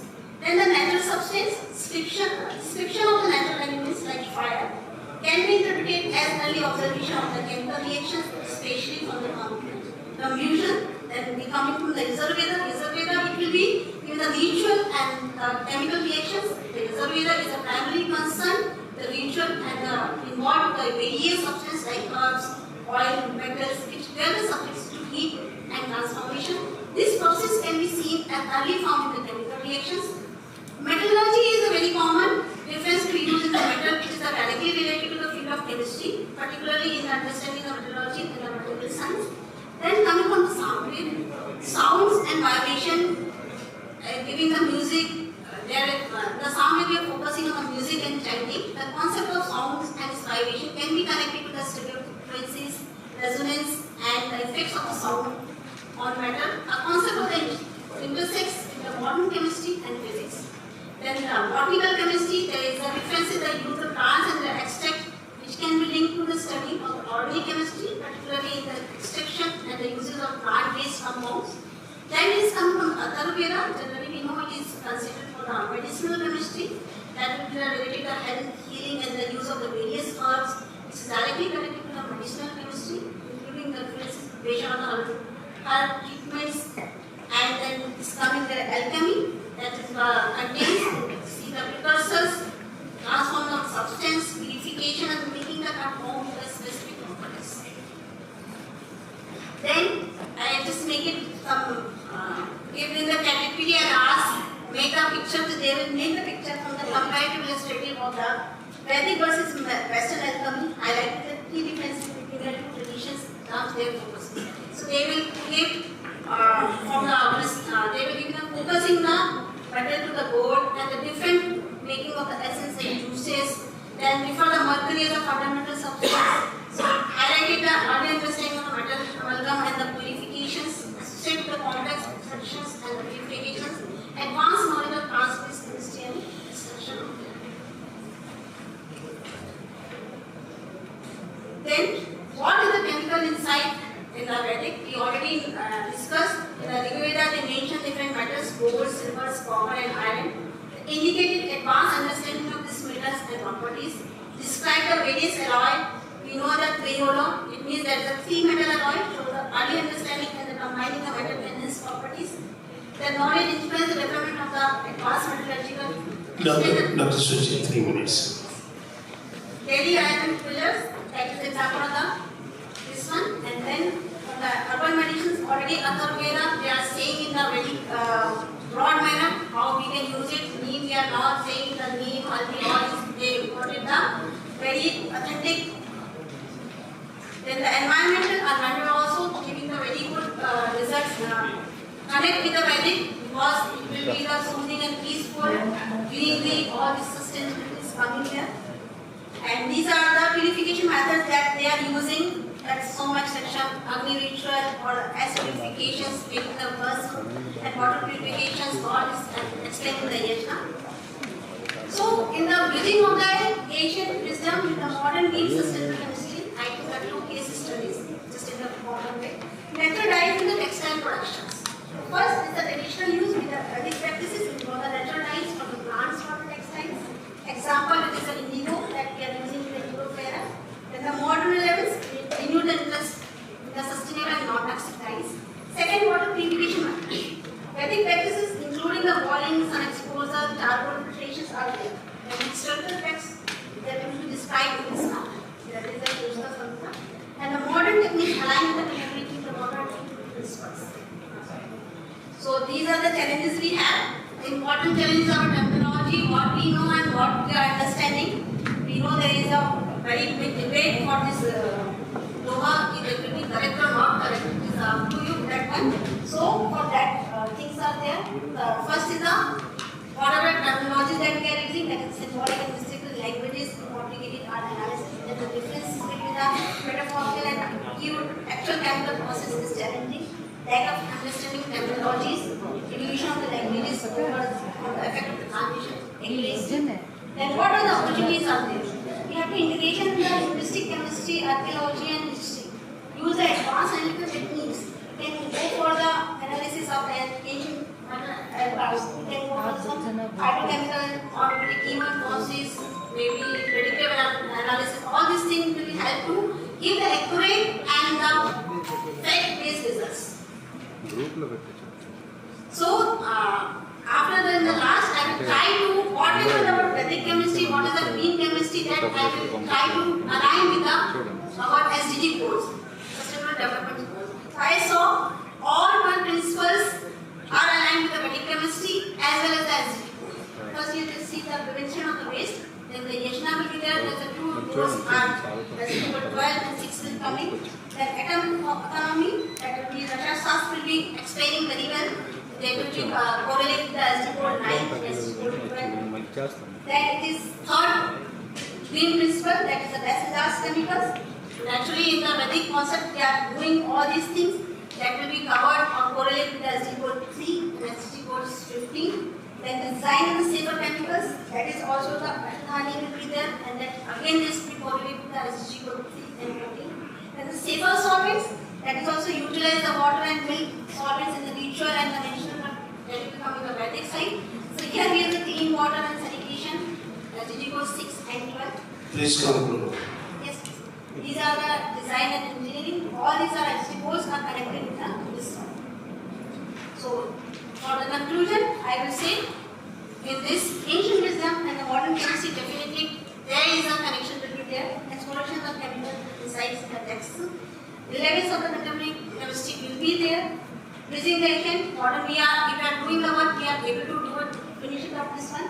We can go for the potential and innovation work, and we can already synergize with the 21st century whatever things out there. These are the generals, and this is if we are making the alignment, then definitely we can come for the sustainable world. Thank you so much.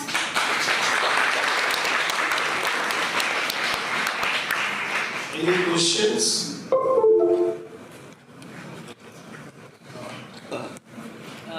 You said metallurgy in the Yajurveda. Can you give an example for that? You said metallurgy in Yajurveda. Can you just give an example for that?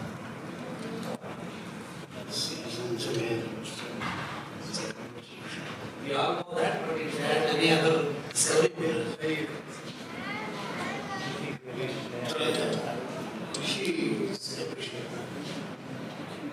So thank you.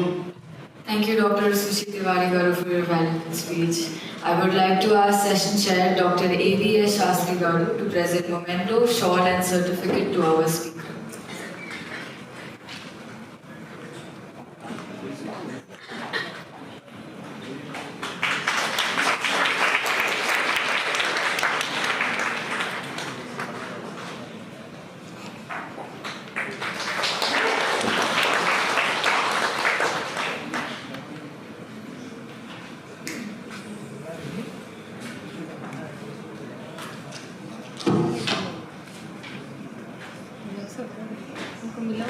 Now,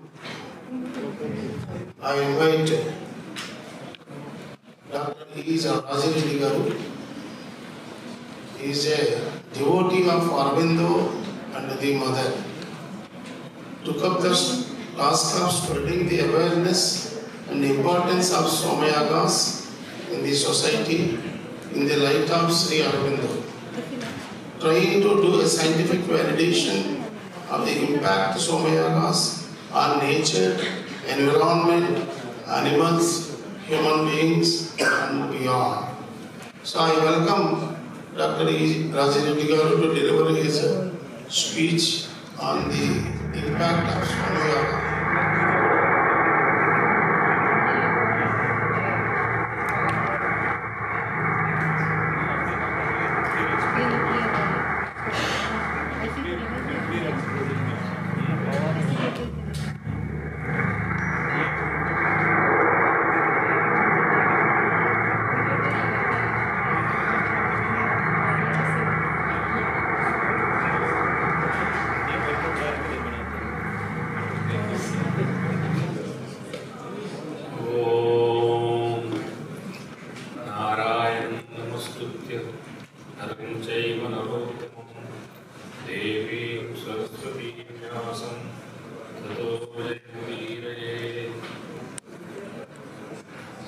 This is Pravargya.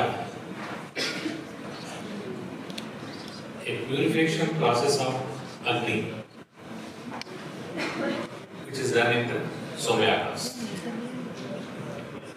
So, to begin with,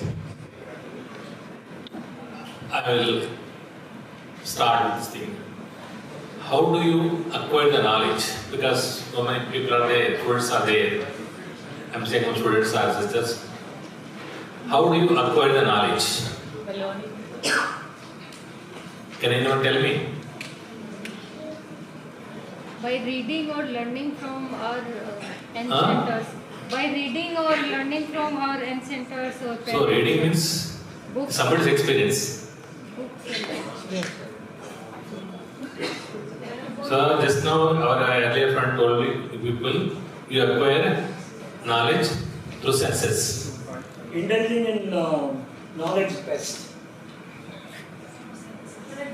Best of knowledge. See, first what he told you is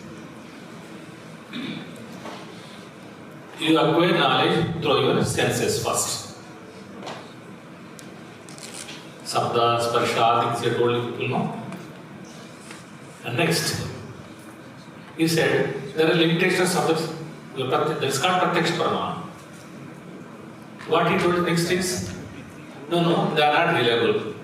So your Pratyaksha Pramana is not reliable. What is the next one?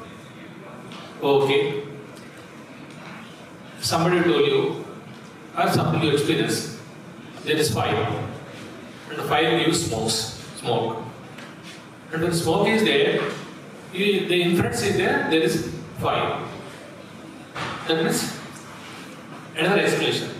That's called Anumana.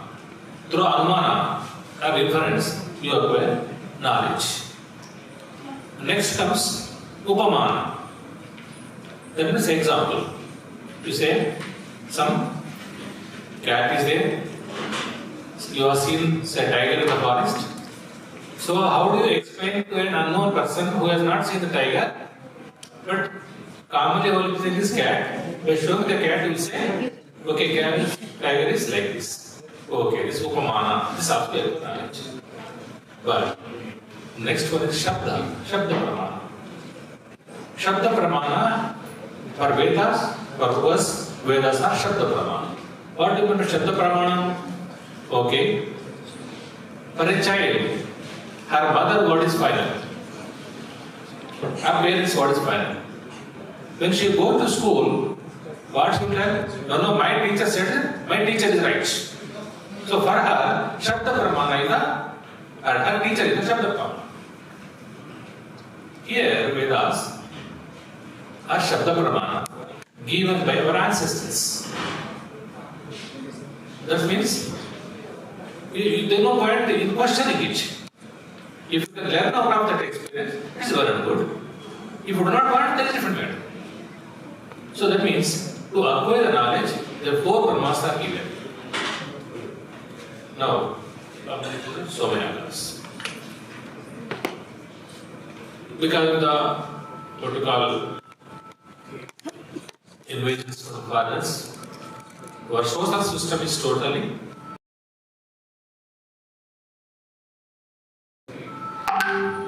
we believe what we call the knowledge was mostly this Vedic knowledge was given by generation to generation, Guru Shishya Parampara. So when they are destroyed, this we have lost.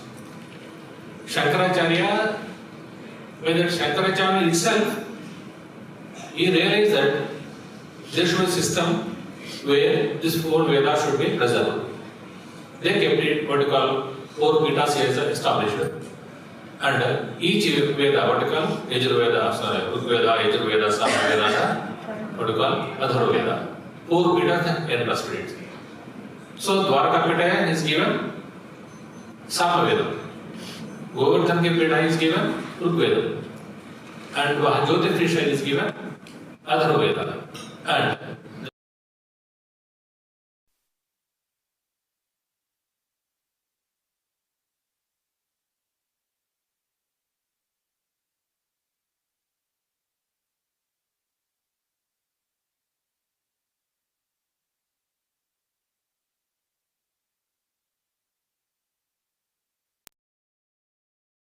Veda others, compared to other Vedas. Now, this is one aspect. Now here, most of our teachers are here. I am not asking the students, the teachers are here. Now, how do you transmit our knowledge to the next generation? Tell me. How do you transmit our knowledge to the next generation?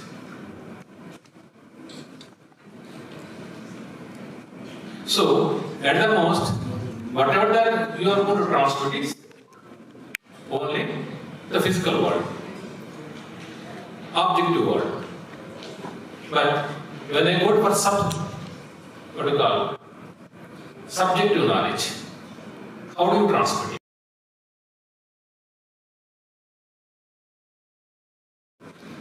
When you do not accept the subjective reality, mostly what we are presently doing, how do you transmit? If I experience something beyond my senses, how do you transmit it? So, the rishis who have realized things beyond our senses, beyond our physical reality, the subjective reality, they wanted to transmit the knowledge to the next generation. How in what way? The Pratyaksha Pramana. What does the saints say? If you want to be a universal truth, it should be experimented any place, anywhere, anytime. So that type of Pratyaksha Pramana is the Somayaga. Those subjective knowledge which they experienced, they transmitted to the common people through Somayaga. For example, I will tell you. But why one Somayaga? Yesterday, another scientist, the philosopher, what she expressed, Nasadi Suktam. Hardly 7 verses are there. How many people could comprehend it? What Nasadi Suktam is there? What does it tell? Question mark. There is no conformity.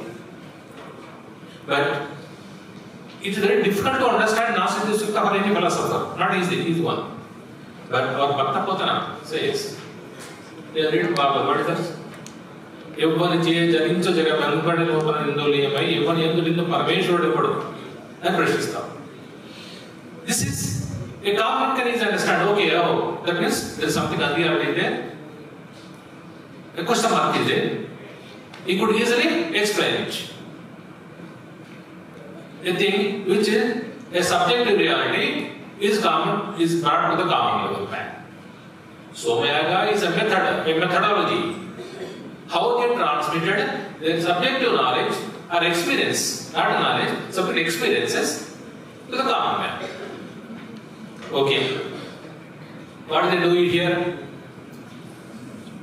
Who has to do? Who is eligible for it? Here 4 Vedas are required.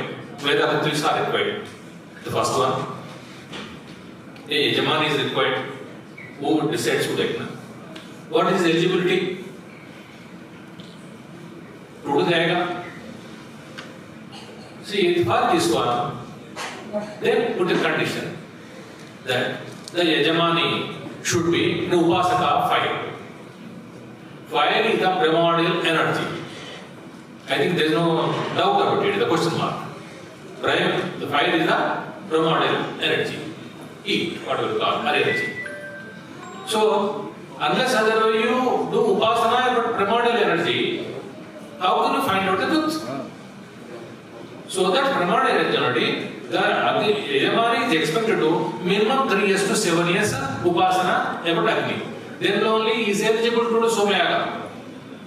No Rutvik or no Veda Pandit is allowed to perform the Yaga. They can recite the mantras, but not eligible to do Yaga. That means there is eligibility to do Yaga. So, Yajamani, he is called Nitya Agnihotri. To perform pujas or upasana, the Agni, he brings that fire to the Yajnashala and initiate the fire. It is called Guru Hasta Agni. What is called? Guru Hasta Agni. That means the Yajamani, he brought the fire, which is upasana, he brings it and he initiates it. Then, next is called Dakshina. You know what Dakshina is towards Yama? Yama we would call Dakshina. So, here they recall the demigods are our ancestors. He invites all the rishis, all our Purvajalo, ancestors, starting from Saptashri to come, present his immediate ancestors, and seeks their blessings to help him to show the way. How you traveled, please show the way. Who would like to travel that way? And takes his blessings. Then this goes to Ahava, where divine Devatas, Diva Purushas are invited. So, in this process, a physical Agni, Bhautika, we would call it, is divinized, empowered. What is called? Physical Agni is not in a position to Urdhalokas, the higher realms of life, or Padhyati. So, he has to be divinized. Can we expect? Agni is there, fire is there. What do you mean divinizing it? How do you transform? What is the transforming method? Is there such concept in the world? In the center side? Here, the fire is energized so that he can travel to the Urdhalokas. That's what Pravatya which we have shown is called Pravatya. It's divinized, activized, what will be converted terminology.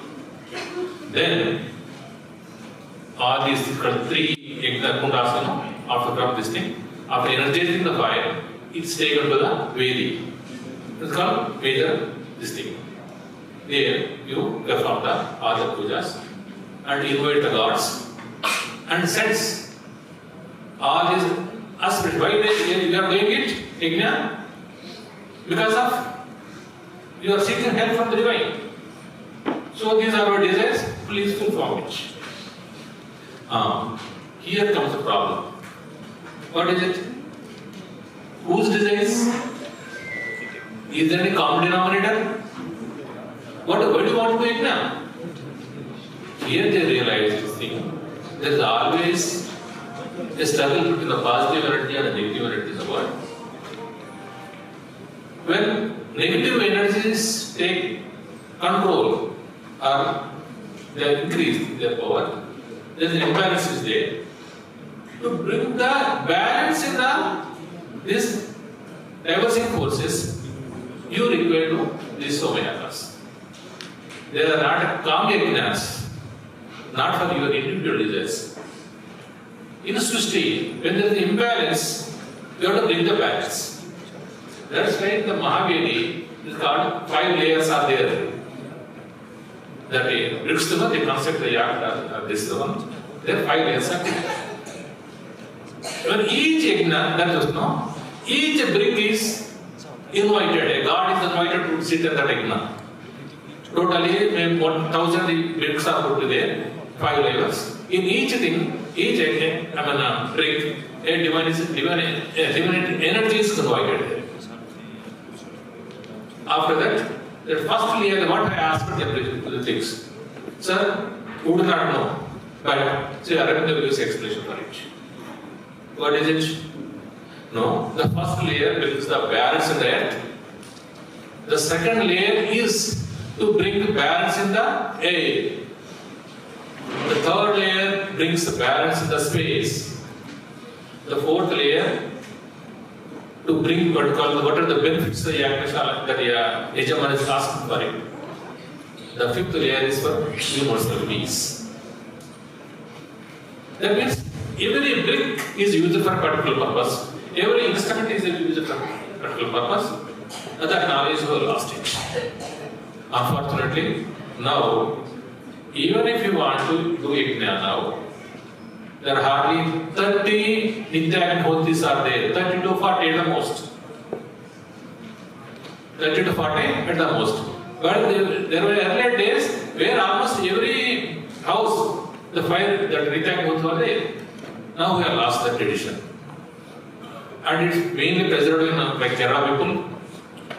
And because of my inquiries, I traveled all over the country. So, now the problem is, I think not maybe, Kanchi Paramacharya, he invited us, he counted this thing.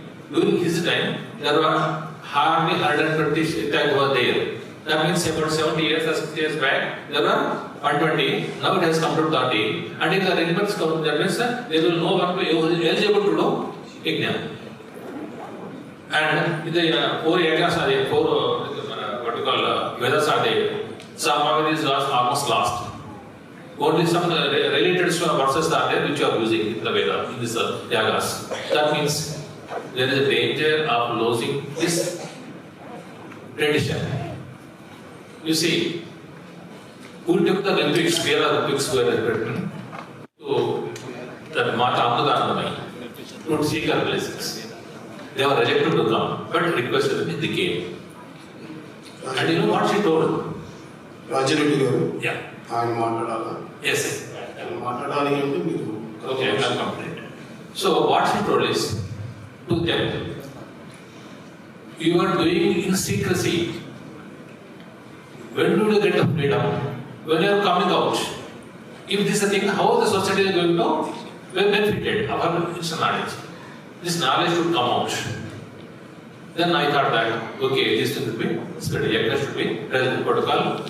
This knowledge of Somyaga should be spread all over the country.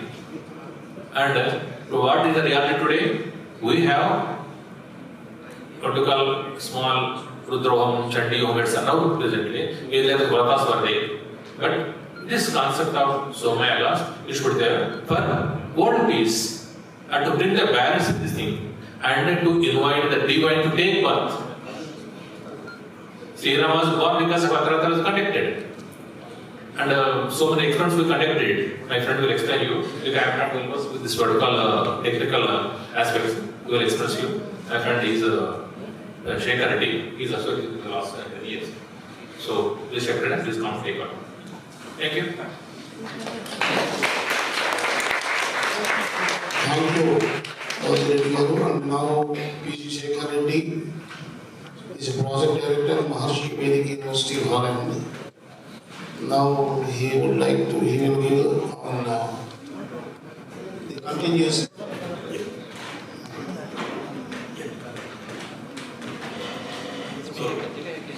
The greatest contribution of Maharishi, my issue is that one can enjoy 200% of life, 100% materialistic and 100% spiritualism. So this has been the greatest aspect, for the last 6 decades we've been doing several scientific studies on Vedic knowledge. You can just see it in the Time magazine 1975 itself it has come.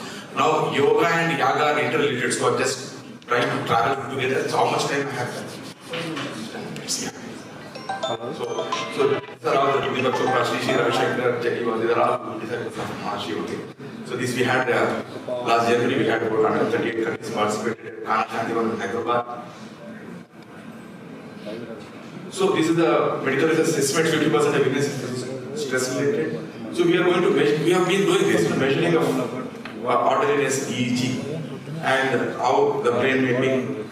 The root of all our thoughts, emotions and behaviors is the communication between neurons within our brains are produced by synchronized electrical pulses from the masses of neurons communicating with each other. So this is how we measure it. This is each alpha wave, there with the meditation one, delta changes each one. So we have done 650 scientific studies on various aspects of Veda, mainly meditation. Yaga we have not done much, but we'll be doing shortly that also. And these have been by National Institute of Health. These are independent studies. They have funded this, like you can just all over the world, you can just see like adding transcendental meditation is equivalent to adding a second antihypertensive agent to one's current is only safer and less troublesome. And these are the international magazines, reduced risk factors of hypertension, diabetes and obesity, American Medical Association, increased lifespan, 12 years of lifespan, biological age reversal is done with this, reduced thickening of coronary arteries, reduced blood pressure in comparison with other procedures, reduced heart failures. Who have done this? Harvard, MIT, like Singapore University, like Organization of Medical Sciences. All these things, 200 universities have done these studies all over the world for the last 6 days. See, this IQ increased this is a very extensive, 2 years, 1985-87. You can just 116 to 121. And stronger immune system. This you can just see p-value of 0.05, that means very near to this. Then you can just see everything, decreased hospital admissions, just for the childbirth. Everything is like, now we see the this p 0.00001. It means that 99.99% they are true. They are reported in psychotic medicine 1987.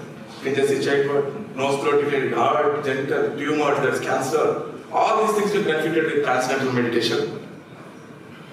And increased relaxation. This is the meta-analysis that studies. 20 minutes of meditation is equal to 8 hours of deep sleep.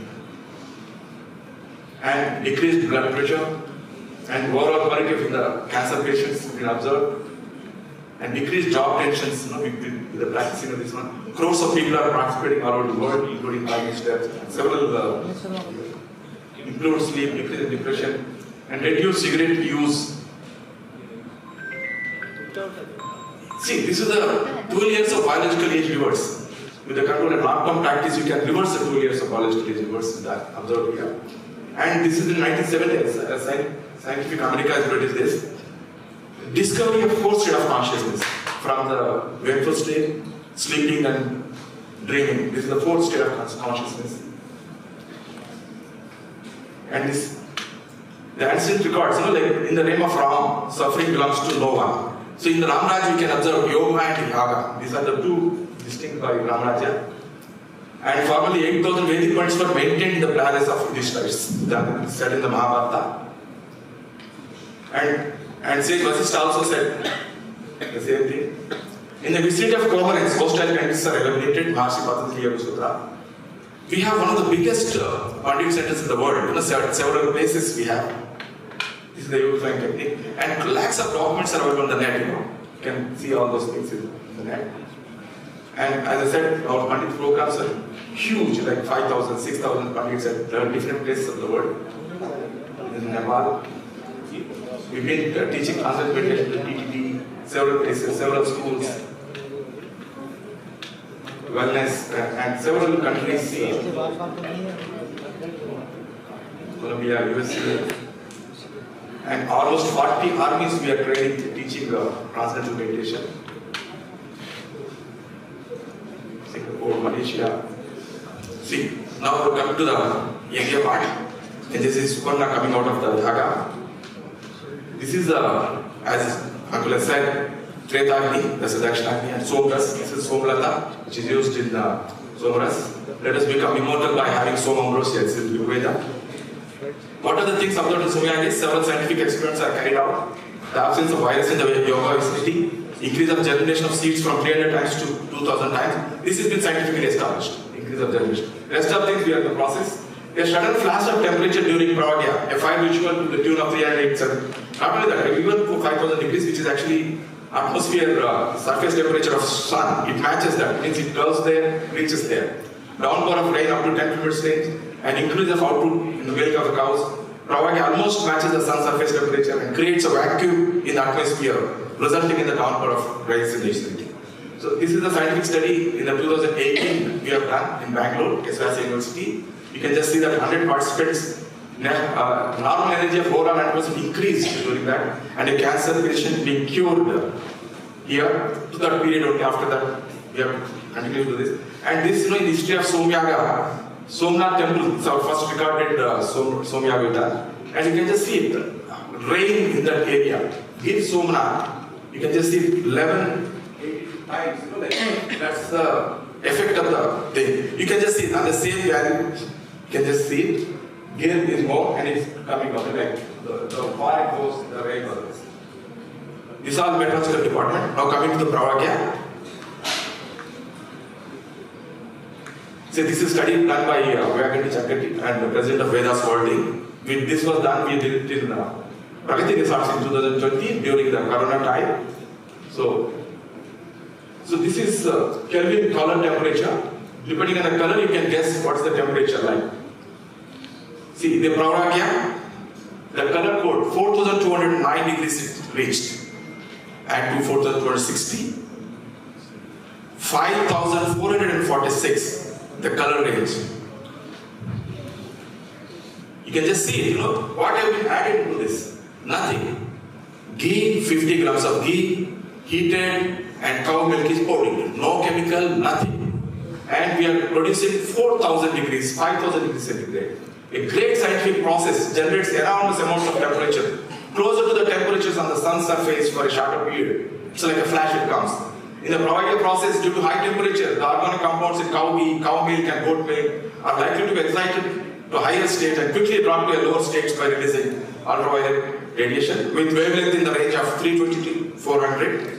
These ultraviolet radiations destroy COVID-19 like viruses and other harmful bacteria covering larger areas surrounding the propagar location, providing immunity. So, thousands of people attended this during that corona period. Nobody has got corona during that period. Almost 20 days we were there at Pragati Resorts. And these are the other evaluations there. Like you can just see PM 2.5, the 6.4, then 7.9. These are all, you can just see the effects of Yaga here. No SOx and no sulfur dioxide, nitric oxide, carbon monoxide, nothing, not found. See, this is very important. Oxygen, why I am showing oxygen is, we are pouring liters of ghee, but there is some misconception that you fire 1 kg of ghee, then 1 ton of oxygen release. It's not true. We have to project what is correct, what is real, what can be scientifically tested. See, this is the healing with Yagna. Yagna is equal to mathematics, botany, medicine, quantum environment, psychology, consciousness, environment science. Mantras amplify the energy of Yagna and spread its energy through air. And see, these studies are not to the extent of Maharshi's body studies, but the people are, but we are going to do it in a big way what we did to the Ayurveda, to the transcendental meditations. We will be going to do this one, but as for now there are some studies have been done, like Gayatri Mantra chanting helps generate higher activity awareness, interdisciplinary study. Yagna causes good rainfall. Research and exploratory study on Vajpayee Somyaga, cleansing atmosphere and boosting immunity. And medicinal smoke reduces airborne bacteria and can enhance science and wisdom of Yaga therapy with herbs having immune boosting and antiviral properties aid in the fight against COVID-19. Effects of smoke from the medicinal is and again, Yaga therapy has supportive care in cancer patients, improved quality of life. This is our study only in the Bangalore. And management of epileptic. Please come. Yeah, thank you. Thank you.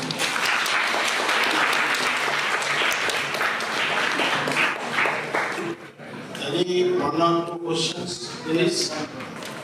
Very briefly. Question must be brief. Yes, very. This may look humorous, but it's a genuine question. Hello.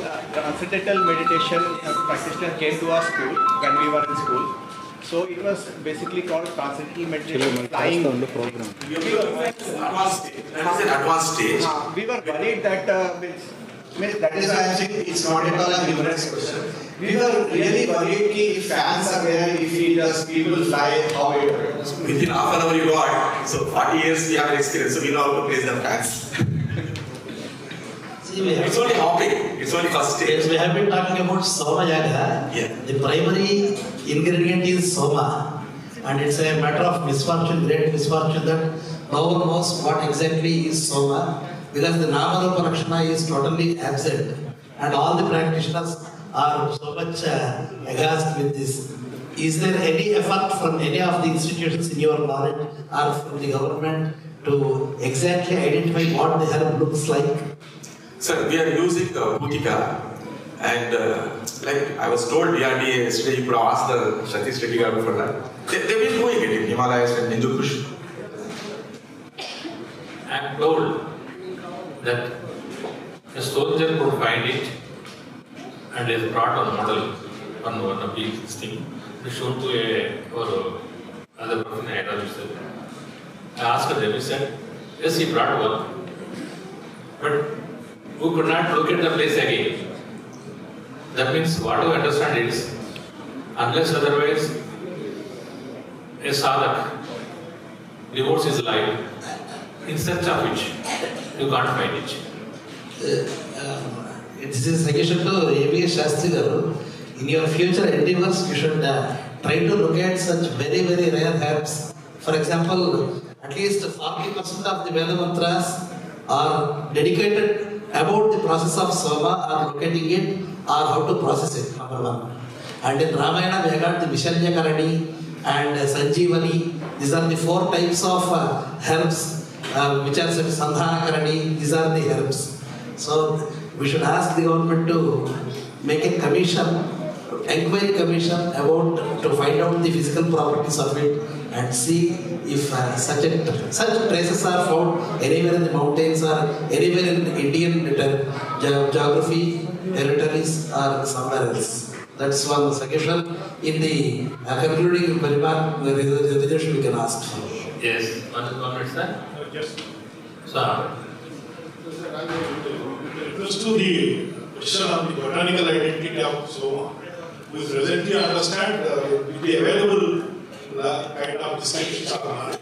We consider it as Ephedra gerardiana, which grows around 9 to 10,000 feet altitude in Himalayas.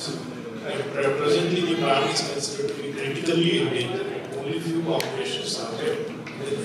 That's why. Its botanical name is Ephedra gerardiana. Ephedra gerardiana. So actually this plant was studied for its effect on the biological activities was studied, reported way back in 1960-1970. It has unique health promoting benefits as evidenced in the experimental animals. However, the plant is now endangered, therefore there is no commercial exploitation. It is covered under the Biological Diversity Act under the prohibited list. So therefore there is no correction act. Thank you.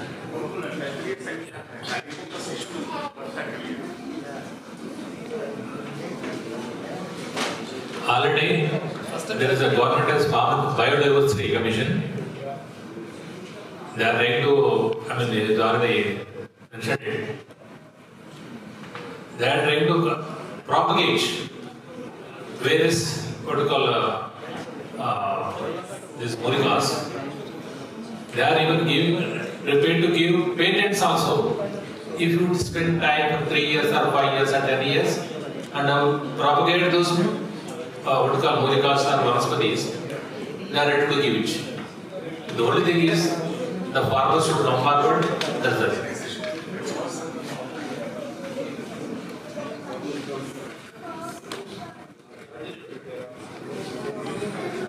Thank you, Dr. E. Raji Reddy Garu and Dr. Shekhar Reddy Garu for your valuable speech. I would like to ask Session Chair Dr. A.B.S. Sastry Garu to present memento shawl to our speakers.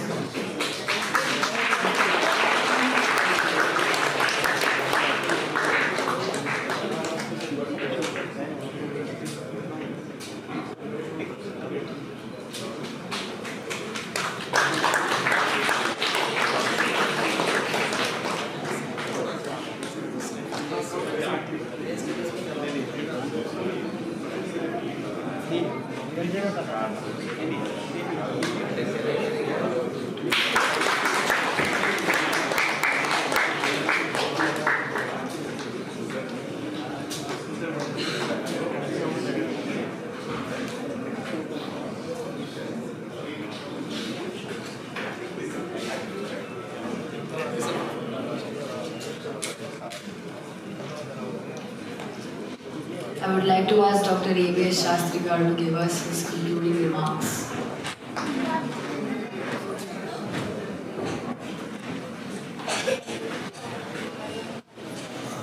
Thank you. Already today's session started anyway by 30 minutes, so we have to cover that time because all programs are very fixed. So the afternoon session, some VIPs are some senior scientists are attending, but we conclude you epi-centre.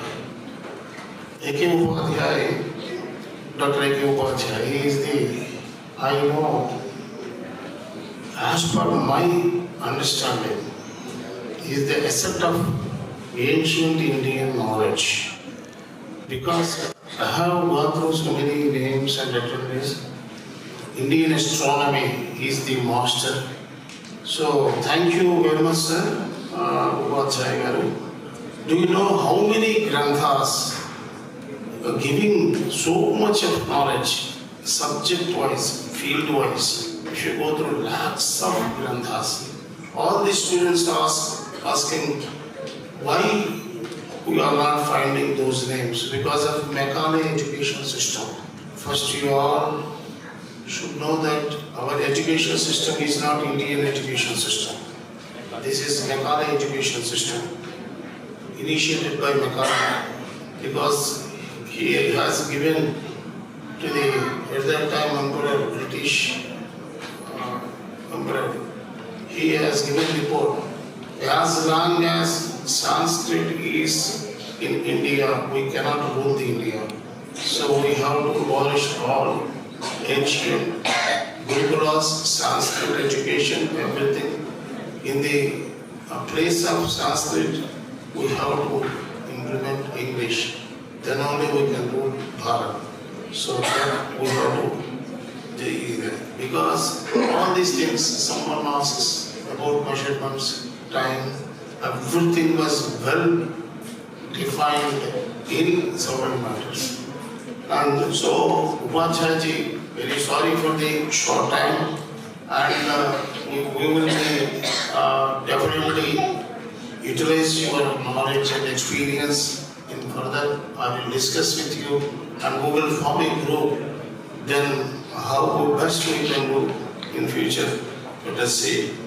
Every student should know that all these first year lesson about granthas, treatises, Devavati, Kaushitaki, Brahmana, and Siddhanta, Silvomani, each every field, they are numerous, we can't say. So, his work for the Indian ancient astronomical research is more or less, and sir, I respect you, and definitely we will work together in future. And number 2 is Sai Giridhar. Next, Sai Giridhar. I appreciate because he's very young. He has completed PhD, came from Satya Sai University, a product of Satya Sai Baba. So many scientists came from Satya Sai Institute. I know so many members. So they are in different disciplines and they are working. But everyone whom I have seen, that they are filled with the samskara, that is Satya Sai Baba's blessings with them. So our education system, value-oriented education system, that is available in Satya Sai Gurukula.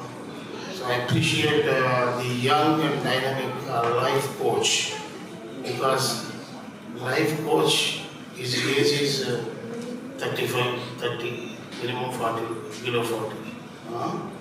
But he is giving complete understanding about all these things. Here I would like to say, entire Patanjali Yoga Shastra, just I used to say in 2 words, don't expect anything, do you accept everything. These 2 words, that is Patanjali Yoga Shastra. Don't expect anything, do you accept everything. Then you see your life will be very pleasant, peaceful, happy, everything with you. Because all these, and one more thing, there is no definition for kashta and sukha. One's kashta is sukha for another. So there is no definition. If I feel kashta, my kashta is sukha for someone. You have to understand. So our perception and everything, one more thing, the body is common to all. Everyone, this instrument is common. Only Guru, Anugraha and sadhana, practicing and the prajna, dharana, spurana, prakatana. These 3 decide you in society what you are. So, please practice. Go to gurus. What I have done, now security is here. Exactly.